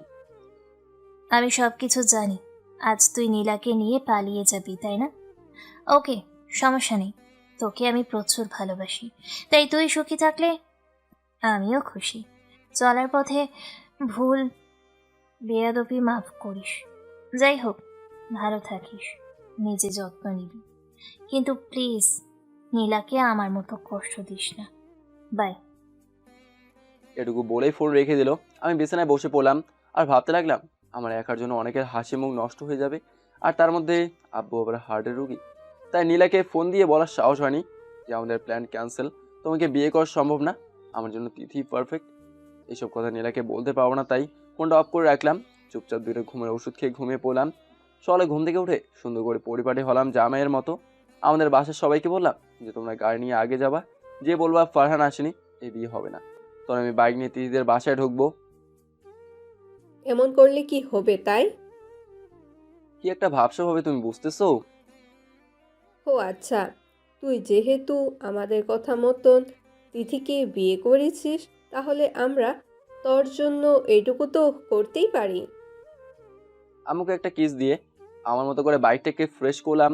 এরপর গাড়ি নিয়ে আমার কথা মতো একে একে সবাই বিয়ে বাড়ি ঢুকলো আর বললো ফরহান আসবে না। তখন তিথির বাসার লোকেরা অবাক হয়ে গেল, তবে তিথি এক ফোঁটাও অবাক হয়নি, কারণ ও জানতো আমি আসবো না। তারপরেও বিয়ের সাজে আমার জন্য বসেছিল মিথ্যা আত্মবিশ্বাস নিয়ে। আমি আসবো বলে ভাবা যায় কতটা ভালোবাসে মেয়েটা আমাকে। আমার ফ্যামিলির মুখে সবাই যখন শুনলো আমি আসবো না, তখন তিথির সাহেব আসলে মুখ লুকিয়ে কাঁদতে কাঁদতে রুমে চলে যাচ্ছিল। এমন সময় আমি বাইকের পিক আপ দিতে দিতে অনেক শব্দ করে বিয়ে বাড়িতে ঢুকলাম। তিথি আমাকে জামাইয়ের সাজে দেখে এতটা খুশি হয়েছিল যে আমি আজ পর্যন্ত কারো এমন খুশি দেখিনি। তিথি দৌড়ে আমার কাছে এসে সবার সামনে আমাকে শক্ত করে জড়িয়ে ধরে বলল, আমি জানতাম তুই আসবি। তিথিকে চুপচাপ বিয়ে করে ফেললাম। বিয়ের পর তিথিকে এক্সট্রা কোনো ভালোবাসা দেয়নি, শুধুমাত্র বইয়ের অধিকারটা পেয়েছে। তবে তিথি আমাকে প্রচণ্ড ভালোবাসতো। আমার মাথা গরম থাকলে অযথা তিথিকে বকাঝকা করতাম, তবু তিথি আমার মুখের উপর একটা কথাও বলতো না। আমার সব অত্যাচার মুখ বুঝে সহ্য করতো। বিয়ের কিছুদিন পর হঠাৎ একদিন নীলার সাথে দেখা হতে দেরি হয়েছে, তবে নীলা আমাকে মারতে দেরি করেনি। আমার গালে দুটো থাপ্পড় মেরে কেঁদে নীলা নিজেই কেঁদে দিল। প্লিজ বোঝার চেষ্টা করো, তিথি আমাদের ফ্যামিলির। আমার জন্য দুই ফ্যামিলির সম্পর্ক নষ্ট হয়ে যেত যদি সেদিন তোমাকে নিয়ে পালিয়ে যেতাম। তাহলে কেন বড় বড় কথা বলেছো তখন? কেন আমাকে মিথ্যা আশা দিয়েছো? তুমি জানো আমি বিষ পান করে হসপিটালে ভর্তি ছিলাম, আর তুমি ওইদিকে বিয়ের মজা নিচ্ছিলে। যাই হোক, ভালো থেকো। এটুকু বলেই নীলা দৌড়ের উপর হেঁটে চলে গেল। একবারের জন্য পিছন ফিরে তাকায়নি, না তাকানোটাই স্বাভাবিক।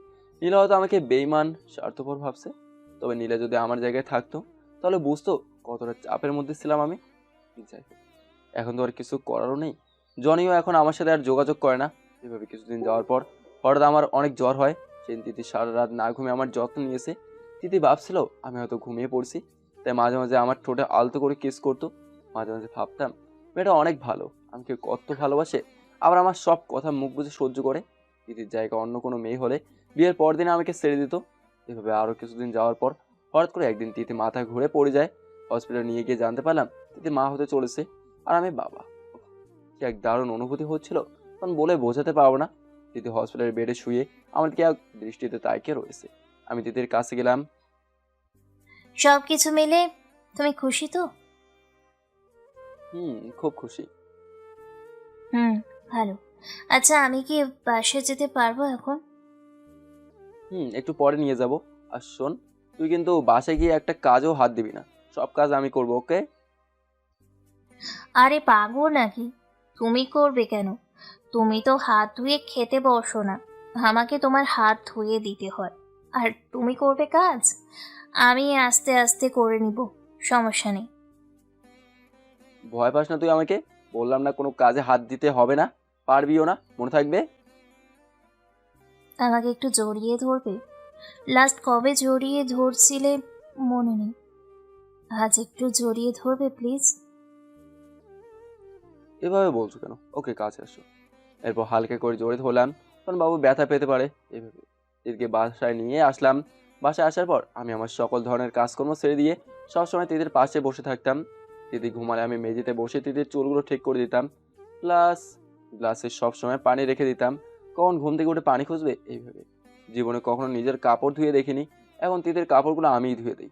আমার কাপড় ধোয়া দেখে তিথি প্রায় সময় হেসে হেসে বলতো, খুব সুন্দর হচ্ছে, একদম মেয়েদের মতো করে কাপড় ধুতে পারো দেখা যায়। বাসার বাজার করতে বাইরে গেলাম, এমন সময় তিথির ফোন। হয়েছে কোনো সমস্যা? বাসায় আসবো? কোনো সমস্যা নেই, তবে বাসায় আসার সময় আমার জন্য অনেকগুলো তেঁতুলের চাটনি নিয়ে আসবে। কতগুলো? অনেকগুলো। ওকে, নিয়ে আসবো। তবে আমি আসার আগ পর্যন্ত বিছানা থেকে উঠবে না, ওকে? কিছুক্ষণ পর আম্মু ফোন দিল। আমি তখন তিথির জন্য চাটনি কিনছি। হ্যালো, কই তুই? তিথির ব্যথা উঠেছে, হয়তো ডেলিভারির সময় হয়ে আসছে। তুই তাড়াতাড়ি বাসায় আয়, তিথিকে হাসপাতালে নিয়ে যেতে হবে। এই কথা শোনা মাত্রই দৌড়ে বাসায় এসে দেখি তিথি ব্যথায় কান্না করছে। তিথির অবস্থা দেখে আমিও নিজেই ভেঙে পড়লাম। এখন ভেঙে পড়লে চলবে না, তিথিকে তাড়াতাড়ি হাসপাতালে নিয়ে যেতে হবে। তিথিকে হসপিটালে নিয়ে গেলাম। যখন তিথিকে অপারেশন থিয়েটারে নিয়ে যাচ্ছিল তখন তিথি আমার হাত ছাড়ছিল না। তিথি তখন বলল, আমাকে কথা দাও, আমার কিছু হয়ে গেলেও তুমি ভেঙে পড়বে না, আগের মতোই হাসি খুশি থাকবা। আমার কিছু হলে নীলাকে জীবন সঙ্গী করে নিও। শুনেছি নীলা তোমার জন্য এখনো বিয়ে করেনি, মেয়েটা তোমাকে অনেকটা ভালোবাসে। আমার কথা মনে পড়লে আকাশের দিকে তাকিয়ে থাকবা, আমিও তোমাকে আকাশ থেকে দেখব। সত্যি বলতে তোমাকে আমি অনেক ভালোবাসি, জানি না তুমি বুঝেছ কি না, তবে আমি না থাকলেও নিজের যত্ন নেবে কিন্তু। তিথির মুখে এসব কথা শুনে চোখের পানি ধরে রাখতে পারলাম না। আরে কিছু হবে না তোমার, আমি আছি তো। দিদি আমার গালে কিস করতে থাকে। এরপর দিদিকে রুমে নিয়ে গেল। আমি রুমের বাইরে দাঁড়িয়েছিলাম। কিছুক্ষণ পর বাচ্চার কান্নার শব্দ পেলাম। ডাক্তার এসে যেটা বললো সেটা শোনার জন্য আমি মোটেও প্রস্তুত ছিলাম না। আপনার মেয়ে হয়েছে, তবে মাকে আমরা বাঁচাতে পারিনি, সরি। এটা শোনা মাত্রই ডাক্তারের কলার ধরে অনেকটা উঁচু করে ফেলে দিলাম। ভিতরে গিয়ে দেখি দিদিকে সাদা কাপড় দিয়ে ঢেকে দিয়েছে। মুখের উপর থেকে সাদা কাপড় সরাতেই দেখি তিথি শান্তিতে ঘুমাচ্ছে। আমার চোখ বেয়ে পানিগুলো টপ টপ করে তিথির মুখের উপরে পড়ছে। অসহায়ের মতো তিথির লাশের পাশে বসে রইলাম। আমার মেয়েটা একদম মায়ের মতোই হয়েছে। নাম রেখেছি তিশা। তিথির মৃত্যুর কিছুদিন পর বাসা থেকে আমাকে জোর করে নীলার সাথে বিয়ে পড়িয়ে দিল আমার মেয়ে তিশার দেখাশোনা করার জন্য। তিথি চলে যাওয়ার পর নীলার সাথে বা অন্য কারোর সাথে বেশি একটা কথা বলতাম না। যার সাথে সারাক্ষণ বক বক করতাম সে তো আর নেই। দেখতে দেখতে 5 বছর চলে যায়। আজ আমার মেয়ে তিশার জন্মদিন। তিথি বেঁচে থাকলে আজকের দিনে মেয়েকে নিয়ে কত মজা করতো। সন্ধ্যার দিকে তিশাকে নিয়ে ছাদে গেলাম। তিশাকে বললাম আকাশের দিকে তাকাতে। কেন আপু? আকাশে ওই যে দূরে তারা দেখতে পাচ্ছ, ওখানেই তোমার আম্মি থাকে। আমি তো নিচে। তিশা হয়তো নীলার কথা বলছে, কারণ নীলা কখনো বুঝতে দেয়নি তিথির অভাবটা। নিজের মেয়ে ভেবে আগলে রেখেছি তিশাকে। তবে এখনো তিথির স্মৃতিগুলো আমাকে তাড়া করে বেড়ায়। আজ তিথির ওই কথাটা খুব মনে পড়ছে। আমার জন্য অনেকগুলো তেঁতুলের চাটনি নিয়ে আসবে। তিথিকে নিচে পাঠিয়ে দিয়ে সিগারেট জ্বালিয়ে আকাশের দিকে তাকিয়ে রয়েছি আর তিথির স্মৃতিগুলো একে একে মনে করছি। এমন সময় নীলা পেছন থেকে আমাকে জোরে ধরে বলল, প্লিজ ফারহান, কান্না করো না। তিথি ওপর থেকে সব কিছু দেখছে, তিথি কিন্তু রাগ করবে। তখন আলতো করে চোখের পানি মুছে ফেললাম। আর এভাবেই তিথির স্মৃতিগুলোকে সাথে রেখে সামনের দিকে এগিয়ে যেতে থাকলাম। গল্পটা কেমন হয়েছে সবাই বলবেন।